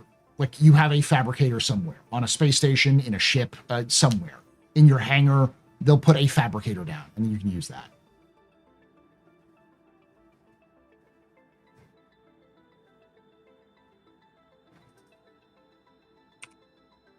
Now, that's what I think CIG is hoping for, and what I hope for. What I think is actually going to happen is that CIG will not pull out all that into an EPTU until they're absolutely damn sure what's working, what's not, including the new systems that they're building for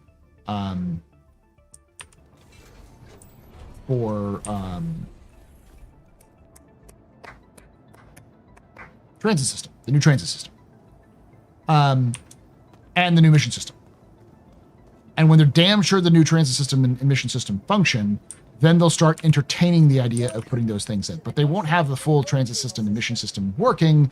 My guess would be and ironed out until like August, September. Your vehicle has been moved to our storage facility.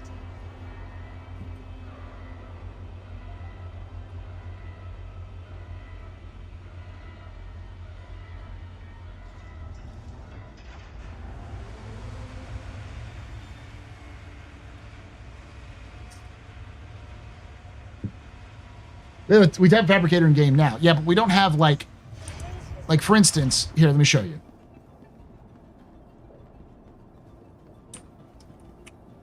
Fabricator. Not actually a fabricator, but they could just turn this into a fabricator. So now every hangar, because every hangar has one of these, which is weird because this is a loading zone, which is what we have over here. Or over here, we have drone repair, right?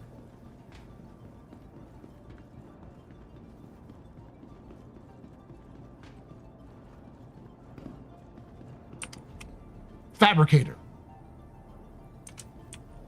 So they can just glue this into being a fabricator and then use this as a door close, a little kiosk here that you can mess around with it. And you can throw your stuff that's in your freight elevator, and now you can fabricate stuff in your hangar. And that's all that a fabricator is. It's a spawn closet with UI.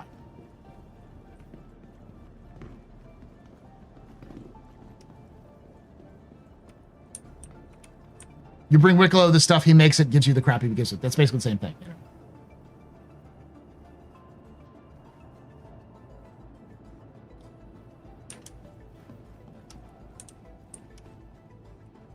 They teased something at the end of June during CitizenCon last year. I wouldn't take that, Fanman. I would not take that as, because things can change rapidly, and that is not always a guarantee that's going to happen.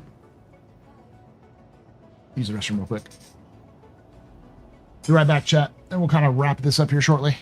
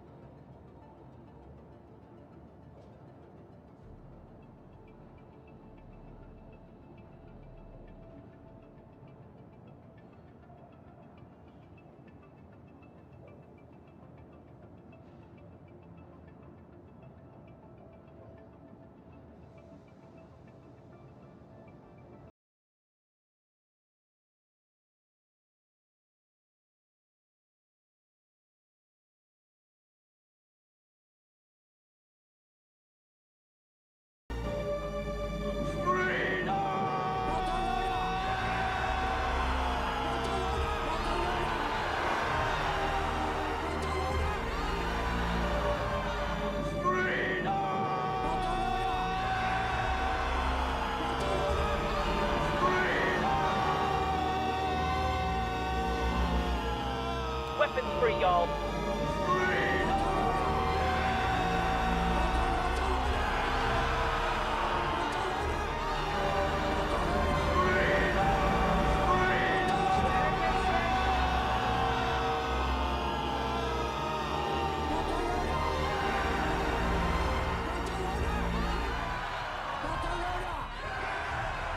everybody and his dog calls himself an outlaw.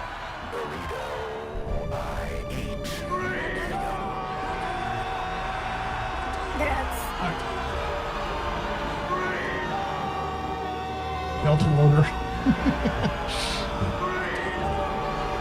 All right. I'm turning it off. Keep doing this. I'm going to turn it off.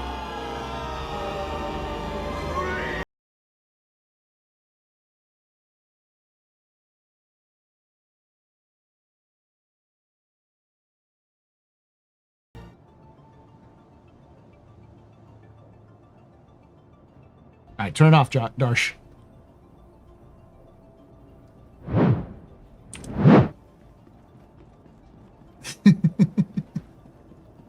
Five minutes now.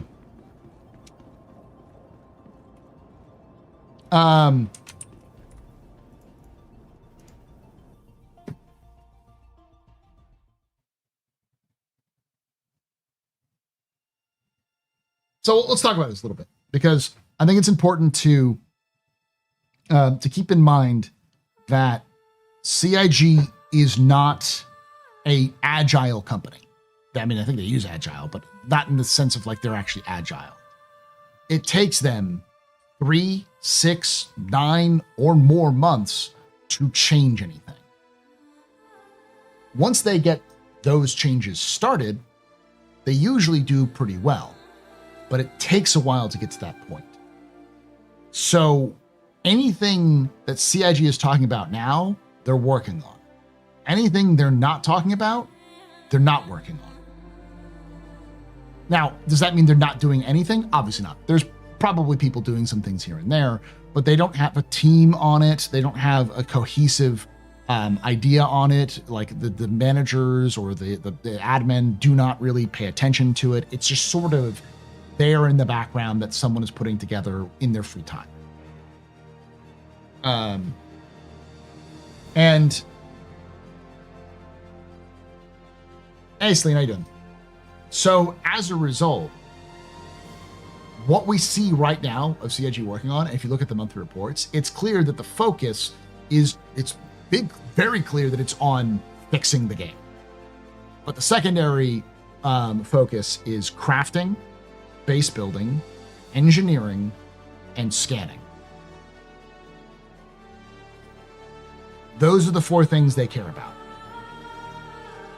Anything beyond that doesn't matter. Nyx hasn't been mentioned fucking once in a monthly report. Does that mean they're not being worked on? Obviously not. They probably are. We've seen that they're in some sort of gray box phase with at least Levski, and I'm sure they're working on some more stuff around Levski, and they've talked about like modifying things here and there with Levski to make them more interesting. We might see more moons in Levski or more planetoids in the asteroid belts of Levski.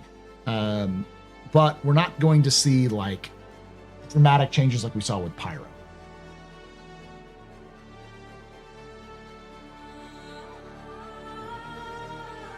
So if you're asking about anything else that doesn't involve those 4 things, they don't exist.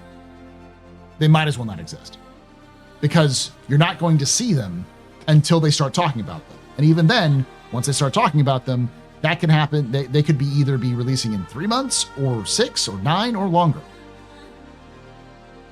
We're not talking, you're talking about like a year plus, probably, from any time they start talking.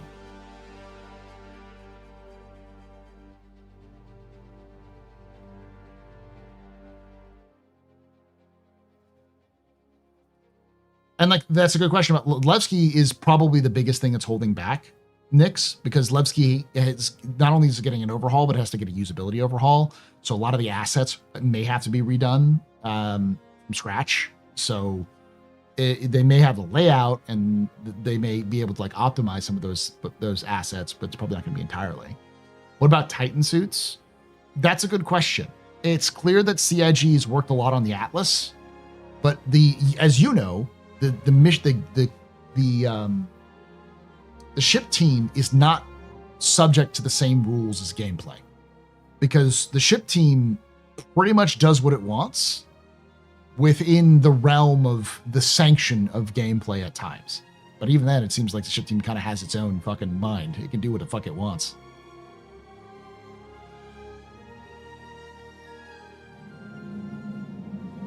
can take away my spaceship. Spaceship. Hey, Take Mason. away my space suit. Suit. You can even take away my space lasers. No pew-pews. But you can never, Never. ever Ever. take away my space game.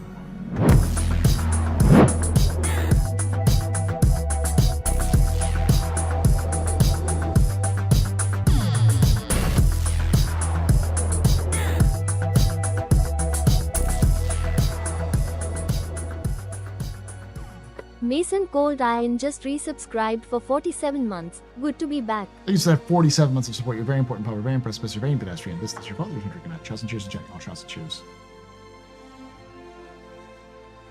Now I'm picturing a ship team dropping a ship and the gameplay team's going, I guess. Yeah, I mean, honestly, honestly, from what I've heard, that's happened more than once.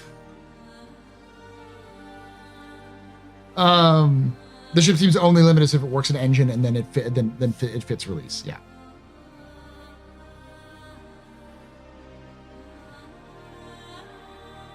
What about racing at Grimhex? I think that's a good example of what you have to kind of what we're seeing with CIG and how CIG works. They still don't have all of the missions that were in the 3.0 branch in the 4.0 branch. We're still missing the regular delivery missions. We're missing racing missions. We're missing PvP bounty hunting. We're missing a ton of different like aspects of the game that was in 3.0 and 4.0 because those aren't as valuable as the content that they're adding because those are more about telling stories and building Star Citizen out as it would be and or fixing the missions that are currently in game to make sure that they work.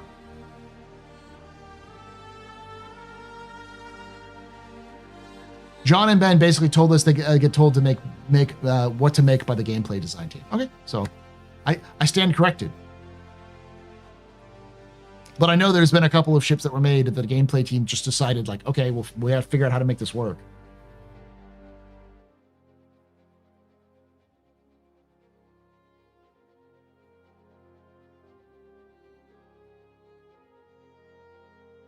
Like it's up to gameplay to figure out how to get this work. We're just gonna make the damn ship.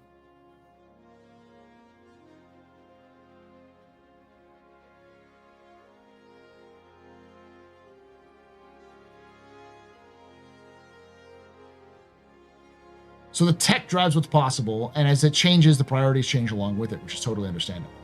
And and the lore does as well, yes. And that's the thing, because up until this point, the tech has been in development.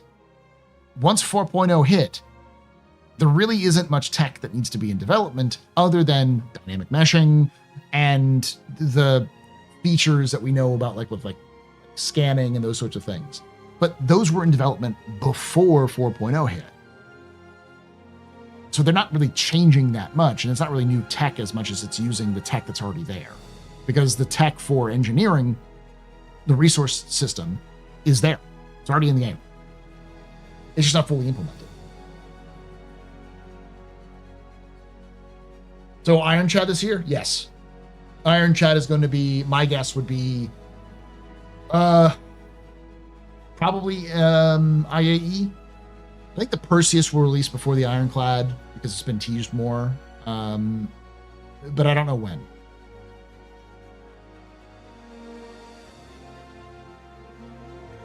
Change develops, yeah. But that's also the thing.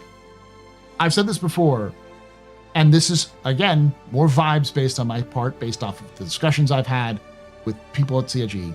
Also, discussions, things I've seen CIG talk about. Because like I said, CIG talks about what they have. They're really bad at keeping secrets. They will tell you, because usually they're okay with telling you, just in general, like the management's okay with you knowing because it's open development. Like what they're doing. It's like they like to talk to people about these sorts of things. So there's no secret fucking like special magic thing in the background that you don't know about. If it's special and magic, it's being developed brand new because they just kind of like are doing an R&D project on that. And they don't want to tell you that because they don't know if that R&D project is going to work or not. It may fail and then they have to do something all over again.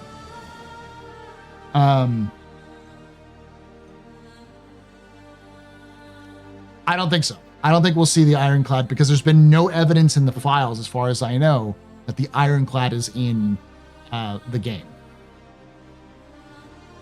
Don't look behind the curtain. Well, it's because behind the curtain is just wires and plastic. It hasn't been assembled yet. And they're still figuring out what works or not.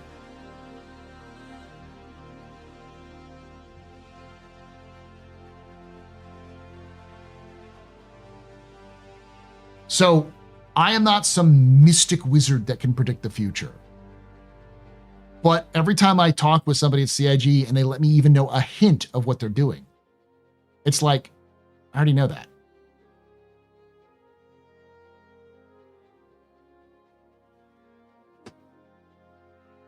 Oh, I almost forgot. Hey, do you think about a possible ATLS and a cutter package deal? That'd be pretty cool, because I think you can fit an ATLS inside of a cutter, right? Like a rock or a Geo can fit inside it. Neat, yeah. That could be cool. I think it'd be a good combo for a cutter and a Geo. The future set is unrelated to Star Citizen, says the Lorstradamus. It's more about analyzing what's happened in the past, looking what they've said, because CIG wears their heart on the sleeve, basically, and then putting those things together with some connective tissue. Why do you think the marketing team didn't try that? Because I didn't think about it. If I didn't think about it, then I'm sure other people haven't thought about it. The only thing I can think of right now as to why that wouldn't work is because they're selling the Golem. And the Golem is Drake as well. So they didn't want to like over Drake things. Cutter Scout and Atlas Joe, would it fit in the Cutter Scout?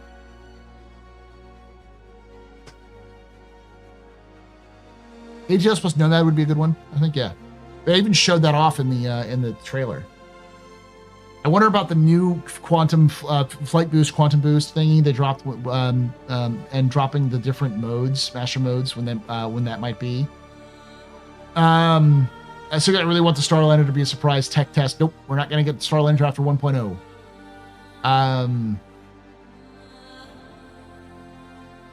That's the one that's really confusing. I've talked with Tomato about this, but it's like, it's clear that the quantum drive is super important to CIG, but they're very fucking quiet about it. Like, every time it's even brought up and they reference it, it sounds like they're like, it's a long ways away. Like, it's not anytime soon. But it's like, isn't it in Squadron? Like, so the tech isn't the issue. It's clearly there's some other issue. Maybe it's like server meshing or something like that, but I don't know what the fuck they're doing with that. That's the one that's like the biggest I need to know more information about, because it's such an outlier of, we've seen it working, we've seen it tested, it's in Squadron, it's been tested multiple times. There's so much about that tech, about quantum boost, that I'm like, I just don't know.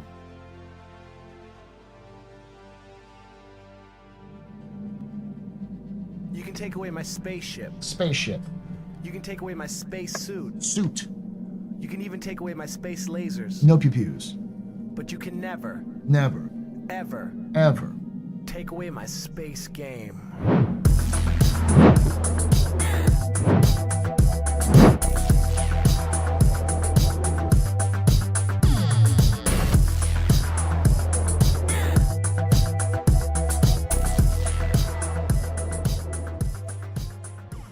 Haplo1274 just resubscribed for 12 months. Thank you so much, Haplo, for that 12 months of support. You're a very important public, very impressive, Mr. Very impressive. This is your fault. You should just drink it back. Trust and cheers, trust and cheers.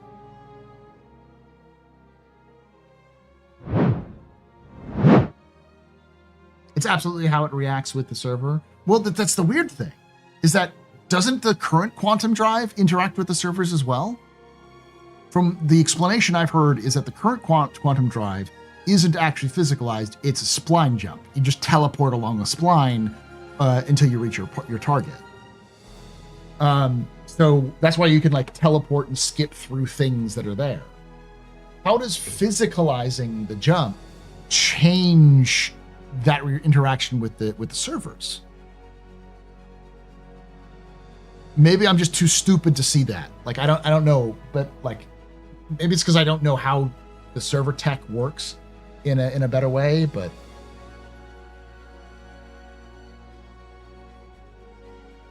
Okay, so it's about number of coordinate updates.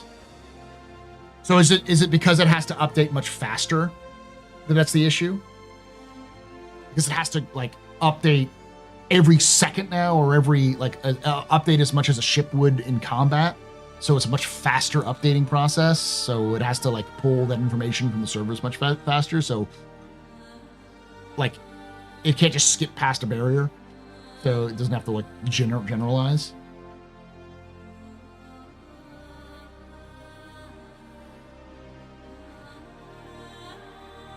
I speculate a lot of the QT quietness might be them going through growing pains with trying to have some moving planets.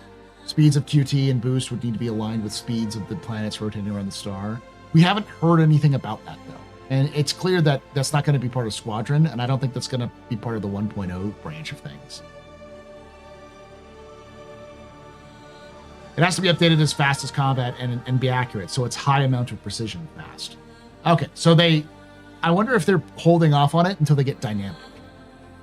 That may be the thing that they're waiting for it because they want to get dynamic out, so that, because it's like, why update it so that, but then again, I don't think dynamic and static really matter that much.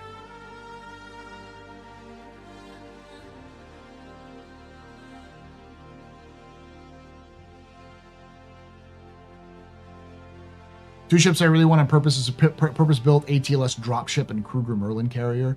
Jacaro, I've talked about how CIG's solution to ground warfare is mechs for so long.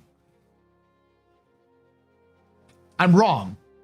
Like, I'm sure CIG has different better solution, but in my mind, a mech is just it works like a ship, but it has legs.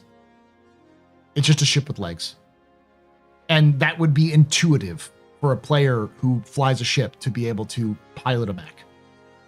And it would solve the problem of ground combat because you would just have a ship, but it's on legs. And because it doesn't have to have a quantum drive, it can have bigger power plants and more weapons. So it can become more dangerous, but it's also limited in range. I would agree, but I've heard people saying that they have heard CIG mention it. I mean, they've mentioned it in the past, but I haven't seen anything recently talk about it. I'd love to be wrong on that. I'd love for 1.0 to have movable planets and everything like that, but... So the key is, if you want to know what's happening with Star Citizen this year, CIG has told you. They're focusing on fixing the game, and everything else is secondary, not completely not being worked on, but just secondary to fixing the game. And the main focuses they're on is the mission system and the transit system.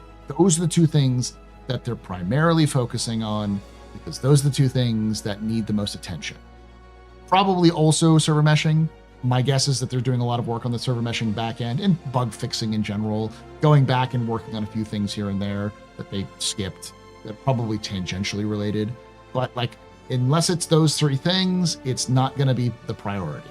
They're still working on the other things, but if they get pulled to go work on that, they go work on that. I want an ATLS carrier like you know, a Leopard from BattleTech, because I bet CIG could make a better Leopard. Yeah.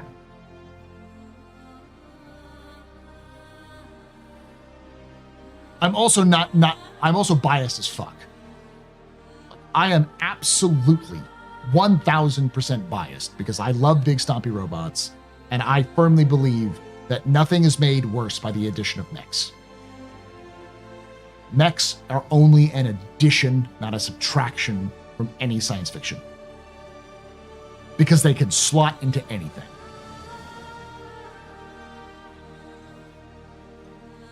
There's never a story or a series that you saw and said, well, it would have been better if they didn't have the stomping robots.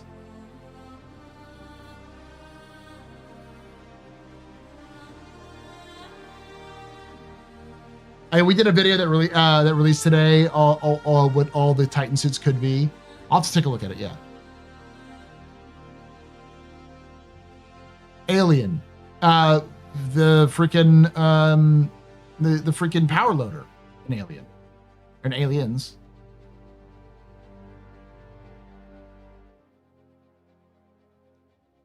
I disagree, Darsh.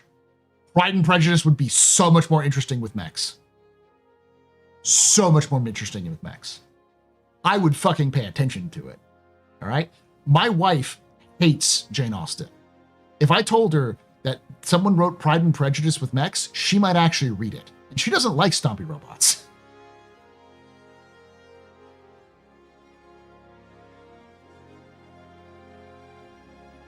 I'm really trying to think of one. There is no story that is worse because of the addition of robots, of stompy robot mechs.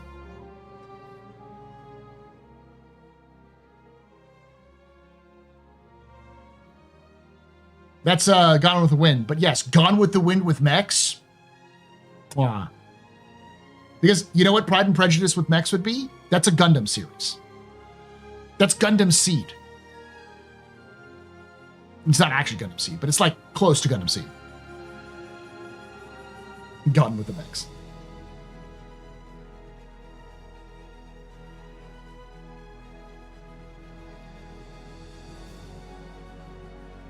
And Gone with the Wind with mechs is just oh fuck.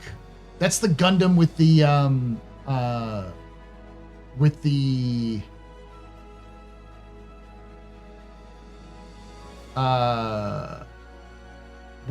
the moon people and the Victorian period. Like it's like industrial era, and then there's a mech there, and there's these moon people. Turn A Gundam, yeah. That's just Turn A Gundam. So there's 0% of base building this year. CIG has talked about working on base building and have the components working in base building in monthly reports as late as as recently as February. So CIG is definitely working on base building, and they've been talking about working on base building in the monthly reports. So yeah, I would expect some form of base building to come in this year, but I also don't think it's a priority. And Witch for Mercury is a Shakespeare play.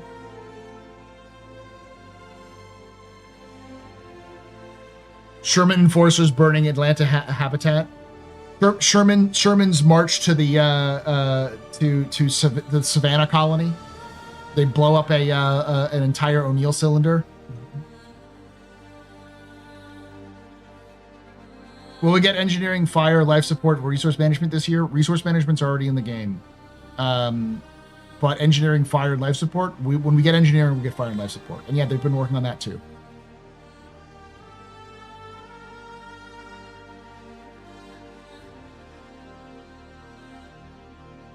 Gundam G-Quux. Yeah, it's G-Quux, right? Gundam Quacks. It's pretty good. It's a little self-congratulatory at times. With episode 2, but it's okay. It's weird because the second episode is actually the first episode. It's like they wanted to do a new Gundam, but they knew that if they did a new Gundam right off the bat, they needed to introduce the new characters. But they also, because it's an alternate history of the Universal Century, they needed to explain to hardcore fans what happened. So they did episode 1, which is actually episode 2. And they did episode 2, which is actually episode 1. So if we were to watch it back again, I would watch episode 2, then episode 1. Yeah, the whole series is a what if, yeah.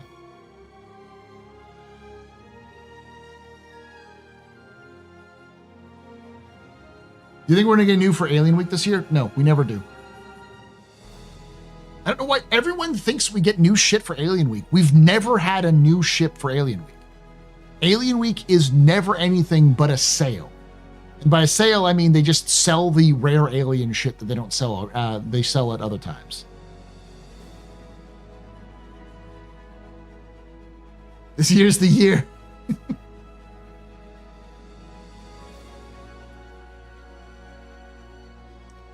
Think what with what Chris said about releasing Squadron 42 that will be releasing without bugs. There's no game that has ever not released with bugs. Every game that has ever released has had bugs. The key is, do those bugs detract dramatically from the experience? And from what I've heard, CIG is working real fucking hard on that, and they're getting better. It's not great.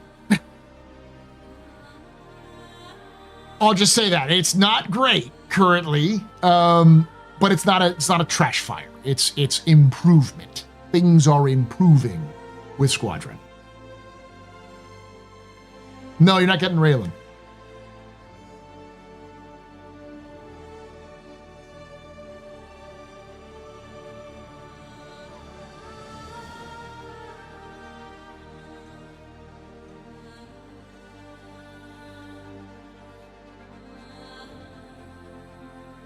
There's no evidence of anything being done with the Xi'an like design style.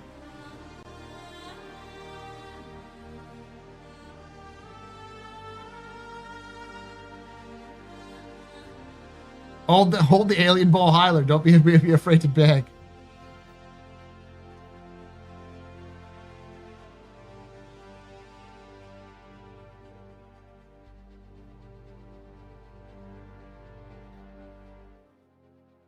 Now, I'm not going. I was more ready to say, okay, I could see Squadron 42 releasing early in 2024 or 2025, but yeah, no, or 2026.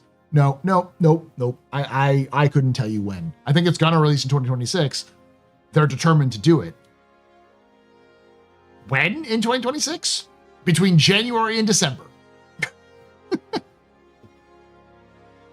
So we're not gonna get a release date at Invictus. I'm gonna tell you that right now. We're not going to get a release date for Squadron 42 at Invictus.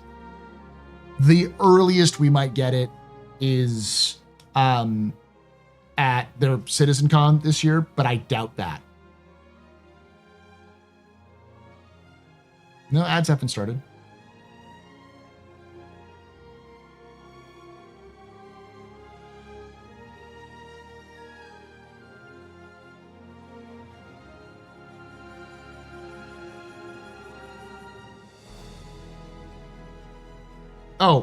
No, but they have done started the marketing campaign with the newsletters that they're releasing. They release every 2 months.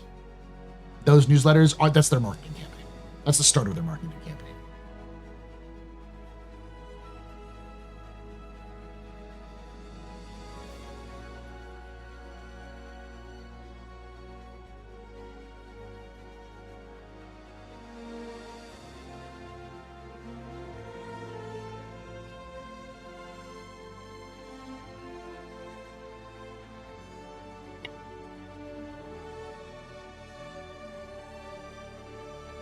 I'm just finally CIG put in the Banning Birchipman.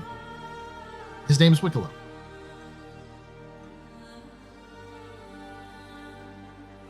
I will say this, CIG doesn't know when Squadron 42 is releasing. They may have some dates, but they don't know.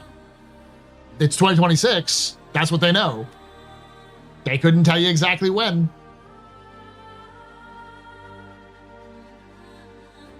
Since the save the date is listed for Invictus on Thursday, is that when we're going to get Invictus trailer? Possibly.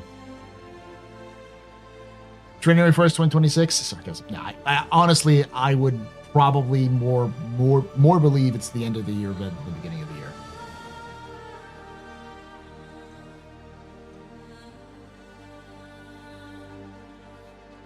If you could pick a Greek god or Titan to make a Titan suit, who would it be? Kronos. Kronos or Prometheus.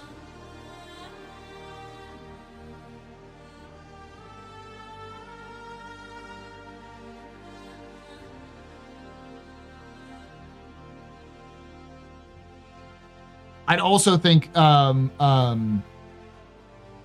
is a fucking amazing name. Gaia would go hard as fuck as a Titan suit. The Gaia Titan suit. This is literally just the Earth Titan suit.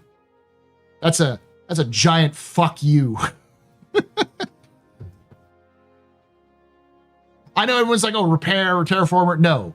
Heavy weapons suit. Gaia heavy weapons suit.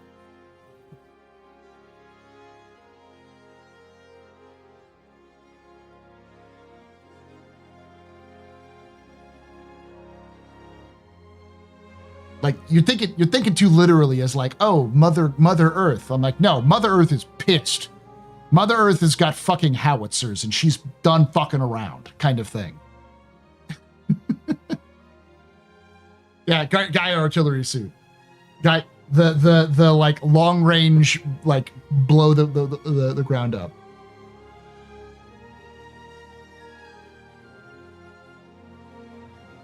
Not Hephaestus. Hephaestus is a god, not a titan. Though the god titan thing is a little off because like what we know is the Greek gods are the children of the titans, but some of them are also children of the gods, so it gets weird.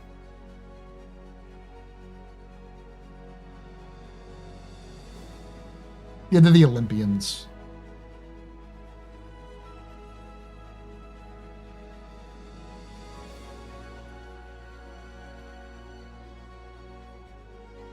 Hermes is an Olympian too.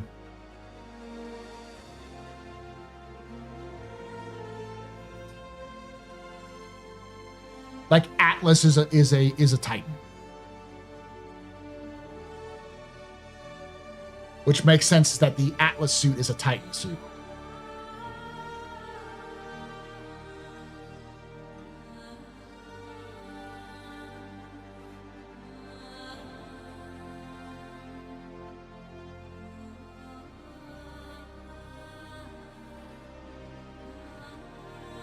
Yeah, Atlas held up the sky.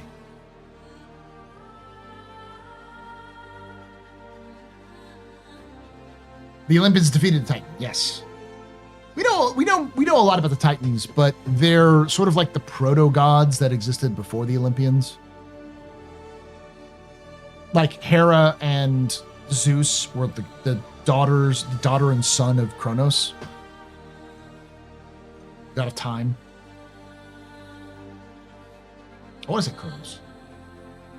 Maybe the daughter and son of Uranus. Gaia fed Kronos a stone instead of Zeus. Yeah. Then Zeus came back and beat the shit out of his abusive alcoholic father after he went and got jacked. Yeah. Oh, yeah. Then Hera and Zeus were, their brother and sister, where they got married. Well, yeah, married.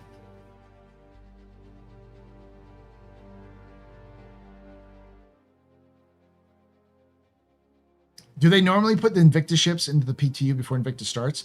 Invictus doesn't start until May.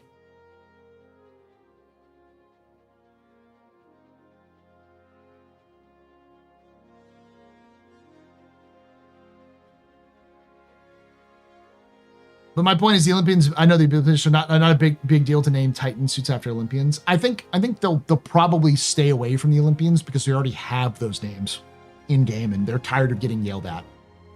Because we already have the Ares Starfighter, the Mercury Star Runner, well, Genesis, but the Hercules. Those are all Olympians. The Zeus, RSI Zeus, Genesis. Well, Kraken is not Greek. It's actually Norse in origin. But it was in like that one Greek god movie, which is the remake of the old famous stop motion one. Was it Jason the Argonauts or something like that?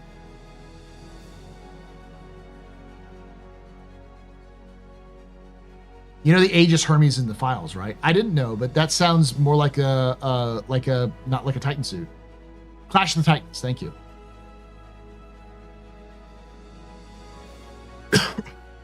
Yeah, I think Nike would be another good one. The Nike suit, Nike Titan suit. Persephone. Nemesis. Nemesis would go hard as well. Nike would be the fast one. Nike is the goddess of victory. And they may do the weird pronunciation of it, not calling it Nike. They could call it Nike. Because I think that's how the Greeks pronounced it. Rather than Nike, it was Nike.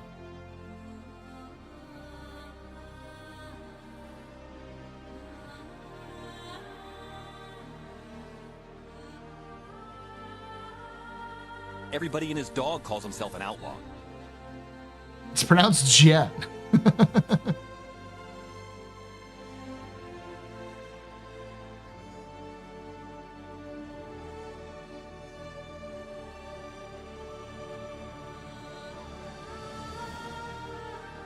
Stephen with a PH.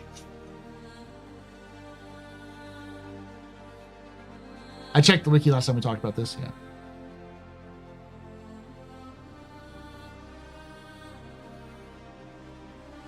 There's a lot of really cool names they could go with.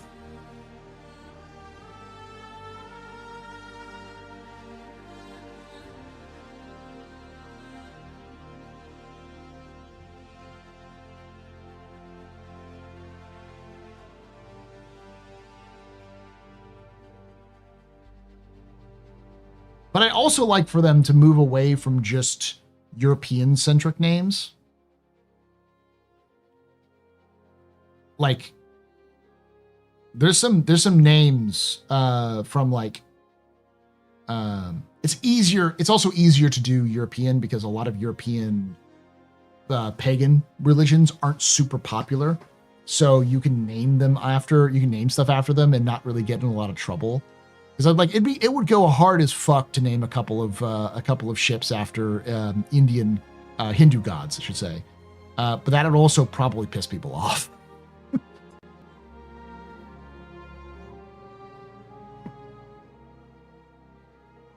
Or some good exploration vessels named after Polynesian deities.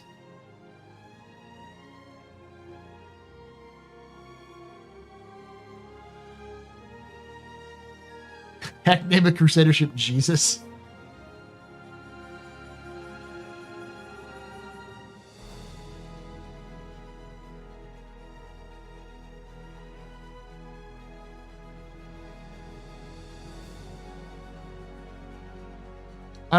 Yeah, someone else mentioned it. I've seen a couple of mech games that are in early access, but almost all of them are like multiplayer games, which are interesting, but I haven't really delved into them a little bit too much. A lot of them feel like Mech Warrior adjacent games.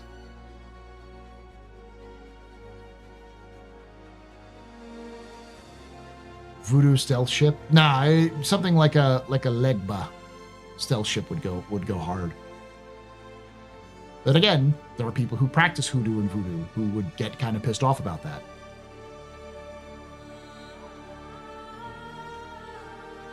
You could also go with some classic culture names, like America's helicopters have been named after Native American tribes: the Cherokee, the Mohawk, not Mohawk. It's the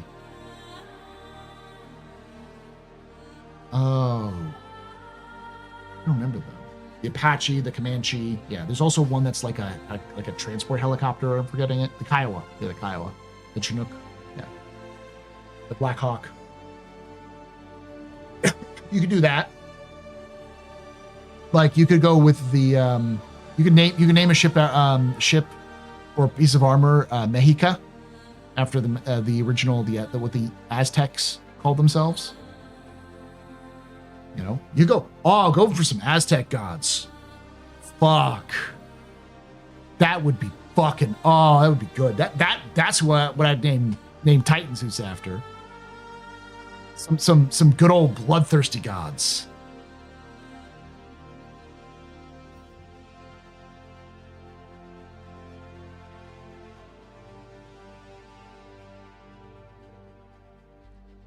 I feel like almost all the Aztec gods were war gods, so that would work.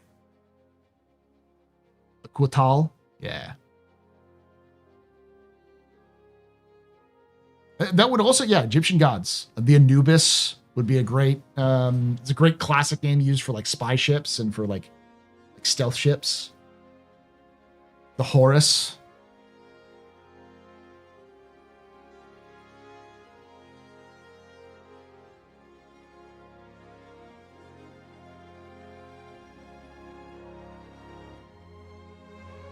Osiris, yeah.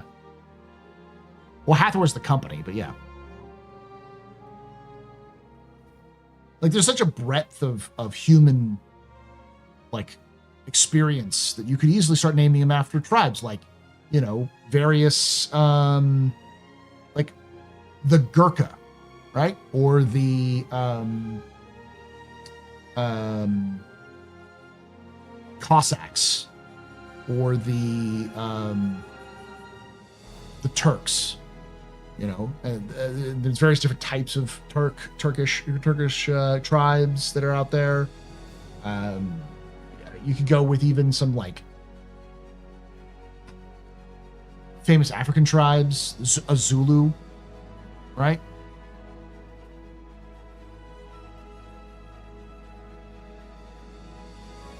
Tiamat, yeah. Turkish delight.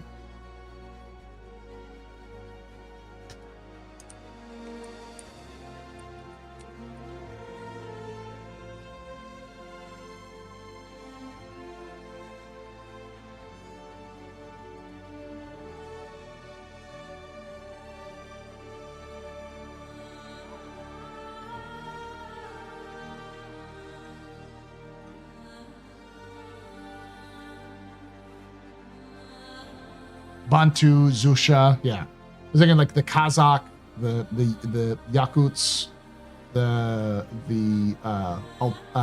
Altai, Tuvans, Uzbeks. Like those are all Turkish-based tribes. We could put some names on there.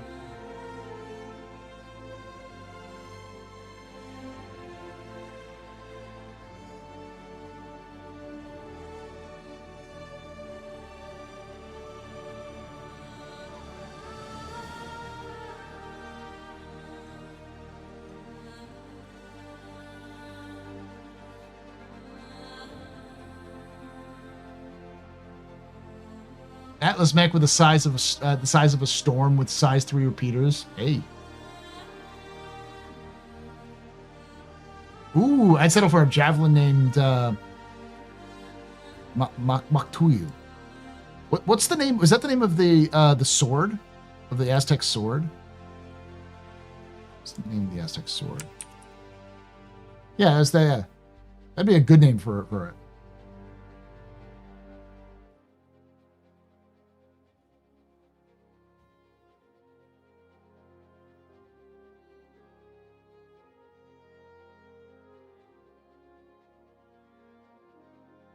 Yeah, and then you also have famous individuals you could name stuff after from history. The Caesar,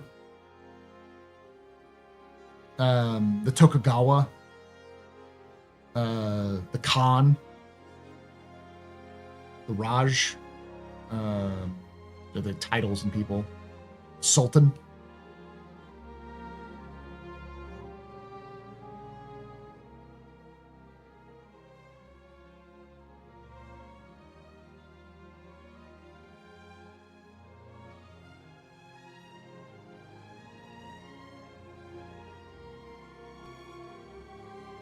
You don't want ships to have huge, long names because, especially for combat ships, you want to have something that can be pretty easy to pronounce. You can also pull from dynastic naval names from other nations. True.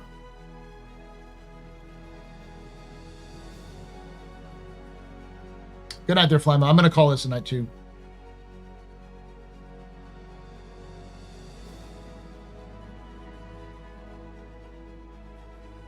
Tripoli, Yamato, Enterprise, Bismarck, Victory.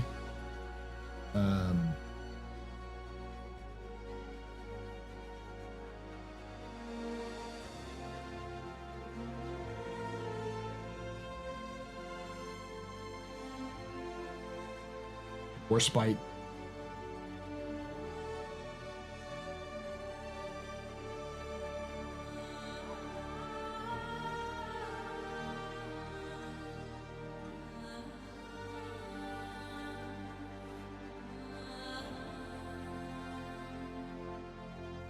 OBN names for everyone. Yeah.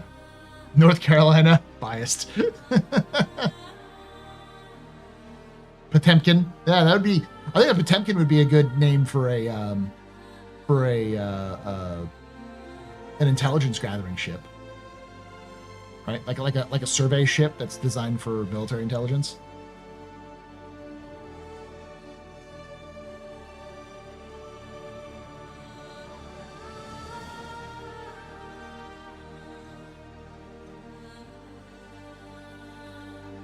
Oh yeah, Paul. One of my favorite warships in BattleTech is the Potemkin troop cruiser. Size of a battleship can carry 25 dropships. The Hale class recon ship.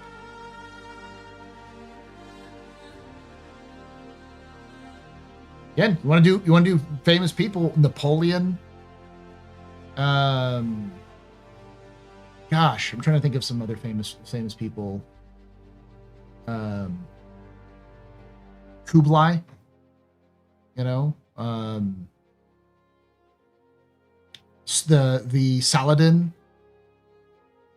Trying to think of like famous warriors and kings and other leaders from all around the world. Alexander, yeah, Hannibal. The Grant.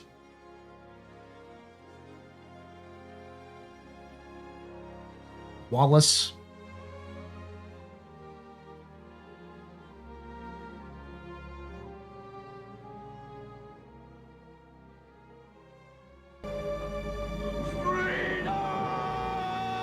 The guy who stabs Caesar in his back, stabs Caesar in the back. You mean Brutus? A troop ship like the Sulaco from Aliens, plus the Dragonfly attack ship it carried. That. Oh yeah. No, you're talking about. Yeah. King George the Fourth, the Fifth.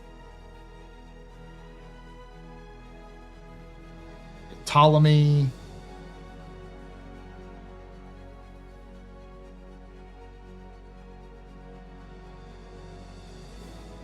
The Rob Roy. Godfrey of Bouillon. It'd just be called the Godfrey.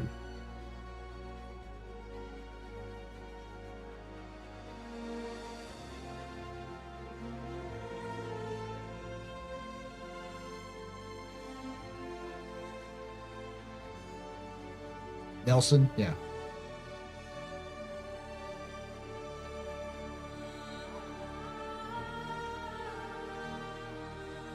You also name them after like Chinese dynasties, you know, like the Han, I'm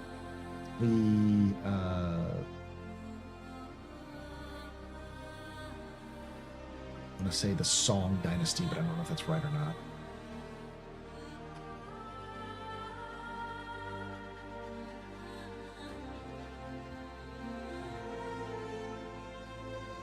That's actually in the name. Minstrel. That name is actually a class of battleship in Star Citizen. I always indefatigable. It's not how you say it. It's like indefatigable, something like that. Ming, Quinn, Song is Korean. Thank you. It's actually the only identified dreadnought class, battleship class, in Star Citizen.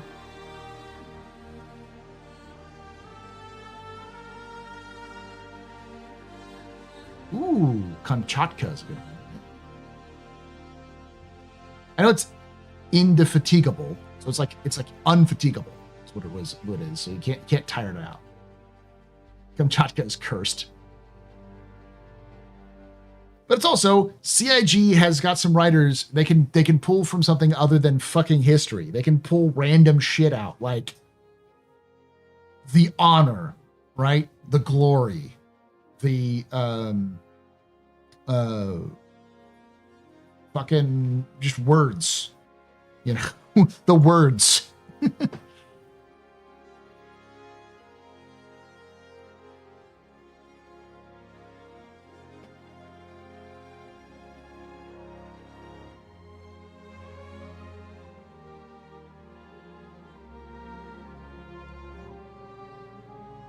They need to finally add in racing like they keep saying they're going to, so they can make ships like this. They'll make 30 million.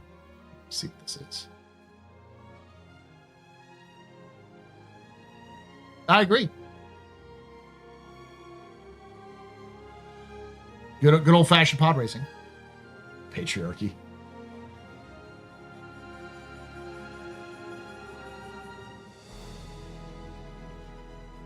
Anyway, I'm going to call it a night. I got to finish editing. Thank you for hanging out with us. I'll be back on Wednesday. So I'm going to do some last-minute streaming on Wednesday. Well, I may or may not. I may not do that this Wednesday because it's been nice. Y'all did very well on my long stream, so I'm good to go for this month, which is good. So it helps out a lot. So thank you to everybody who's helped out. But I still got we've got about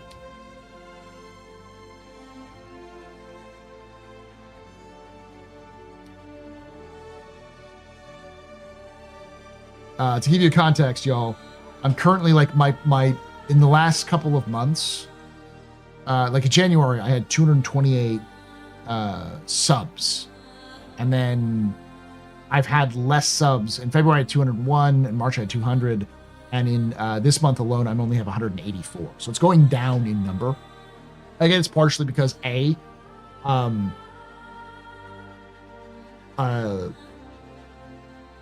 just not as we're in that weird period, so like people are trying to consolidate because like they cut back on things, so I get it. But also it's just Star Citizen isn't as excited, so but I have to pay off the debt that I have currently for my rig, which is going to take some time. So anyway, thank you for hanging out. Gotta keep pushing on. So you'll see me stream a lot more this month because May is the big month for Star Citizen. I will have that lore video out by tomorrow, maybe even tonight for some folks, and then we will have a new video out for the first video out on the covering ships this week. So it's probably gonna be out on Friday for the AstroPub, and then on the next week I'll have another video out for lore, and then the next week I'll have another video out for lore. Hopefully that week will be right before Invictus, and then we'll do a bunch of Invictus stuff as well. So post-holidays things tend to pick up after taxes are done. Over a decade working retail. Thank you, Jaded. Yeah. So when are we expecting Fleet Week to start? Let's see. My guess is the 15th to the 16th. It's either the 16th or the 23rd. Because it's usually over 2 weeks. So if they go over to the 23rd, that means they'll end on like the 6th of June. When is Memorial Day?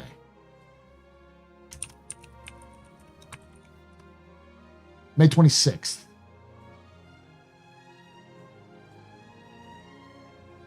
So yeah, that would make sense. Because if they started on the 16th, they'd end it on the 30th. I expect them to start it on the 23rd, though. And then end on the 6th. Or end on the 4th. No, this next patch, 4.1.1, is going to come out in probably this week. It'll probably come out on Wednesday or Friday, I guess. And then 4.2 will come out in June, sometime in June. But the next patch is not going to be the patch for Invictus. They'll probably have another patch right before the Invictus launch week, which will have testing and all that kind of stuff. So, and we may not have a patch in June, honestly, because CIG has said that they're only doing 10 patches this year, not 12. And that would be probably one of the months they might skip, is instead of going straight from Invictus to another patch, because that's usually covers over a certain time period, they may go to Invictus and then take a break, and then in July they have a patch of 4.2 rather than June. Though I could see them doing in June and then skipping July and then doing that kind of stuff, or skipping some later time. They're definitely going to skip at least 1 month, and I think June would probably be the month they skip. But we'll see. Thank you for hanging out. Thank you for watching, and like I say every time, to see you someday.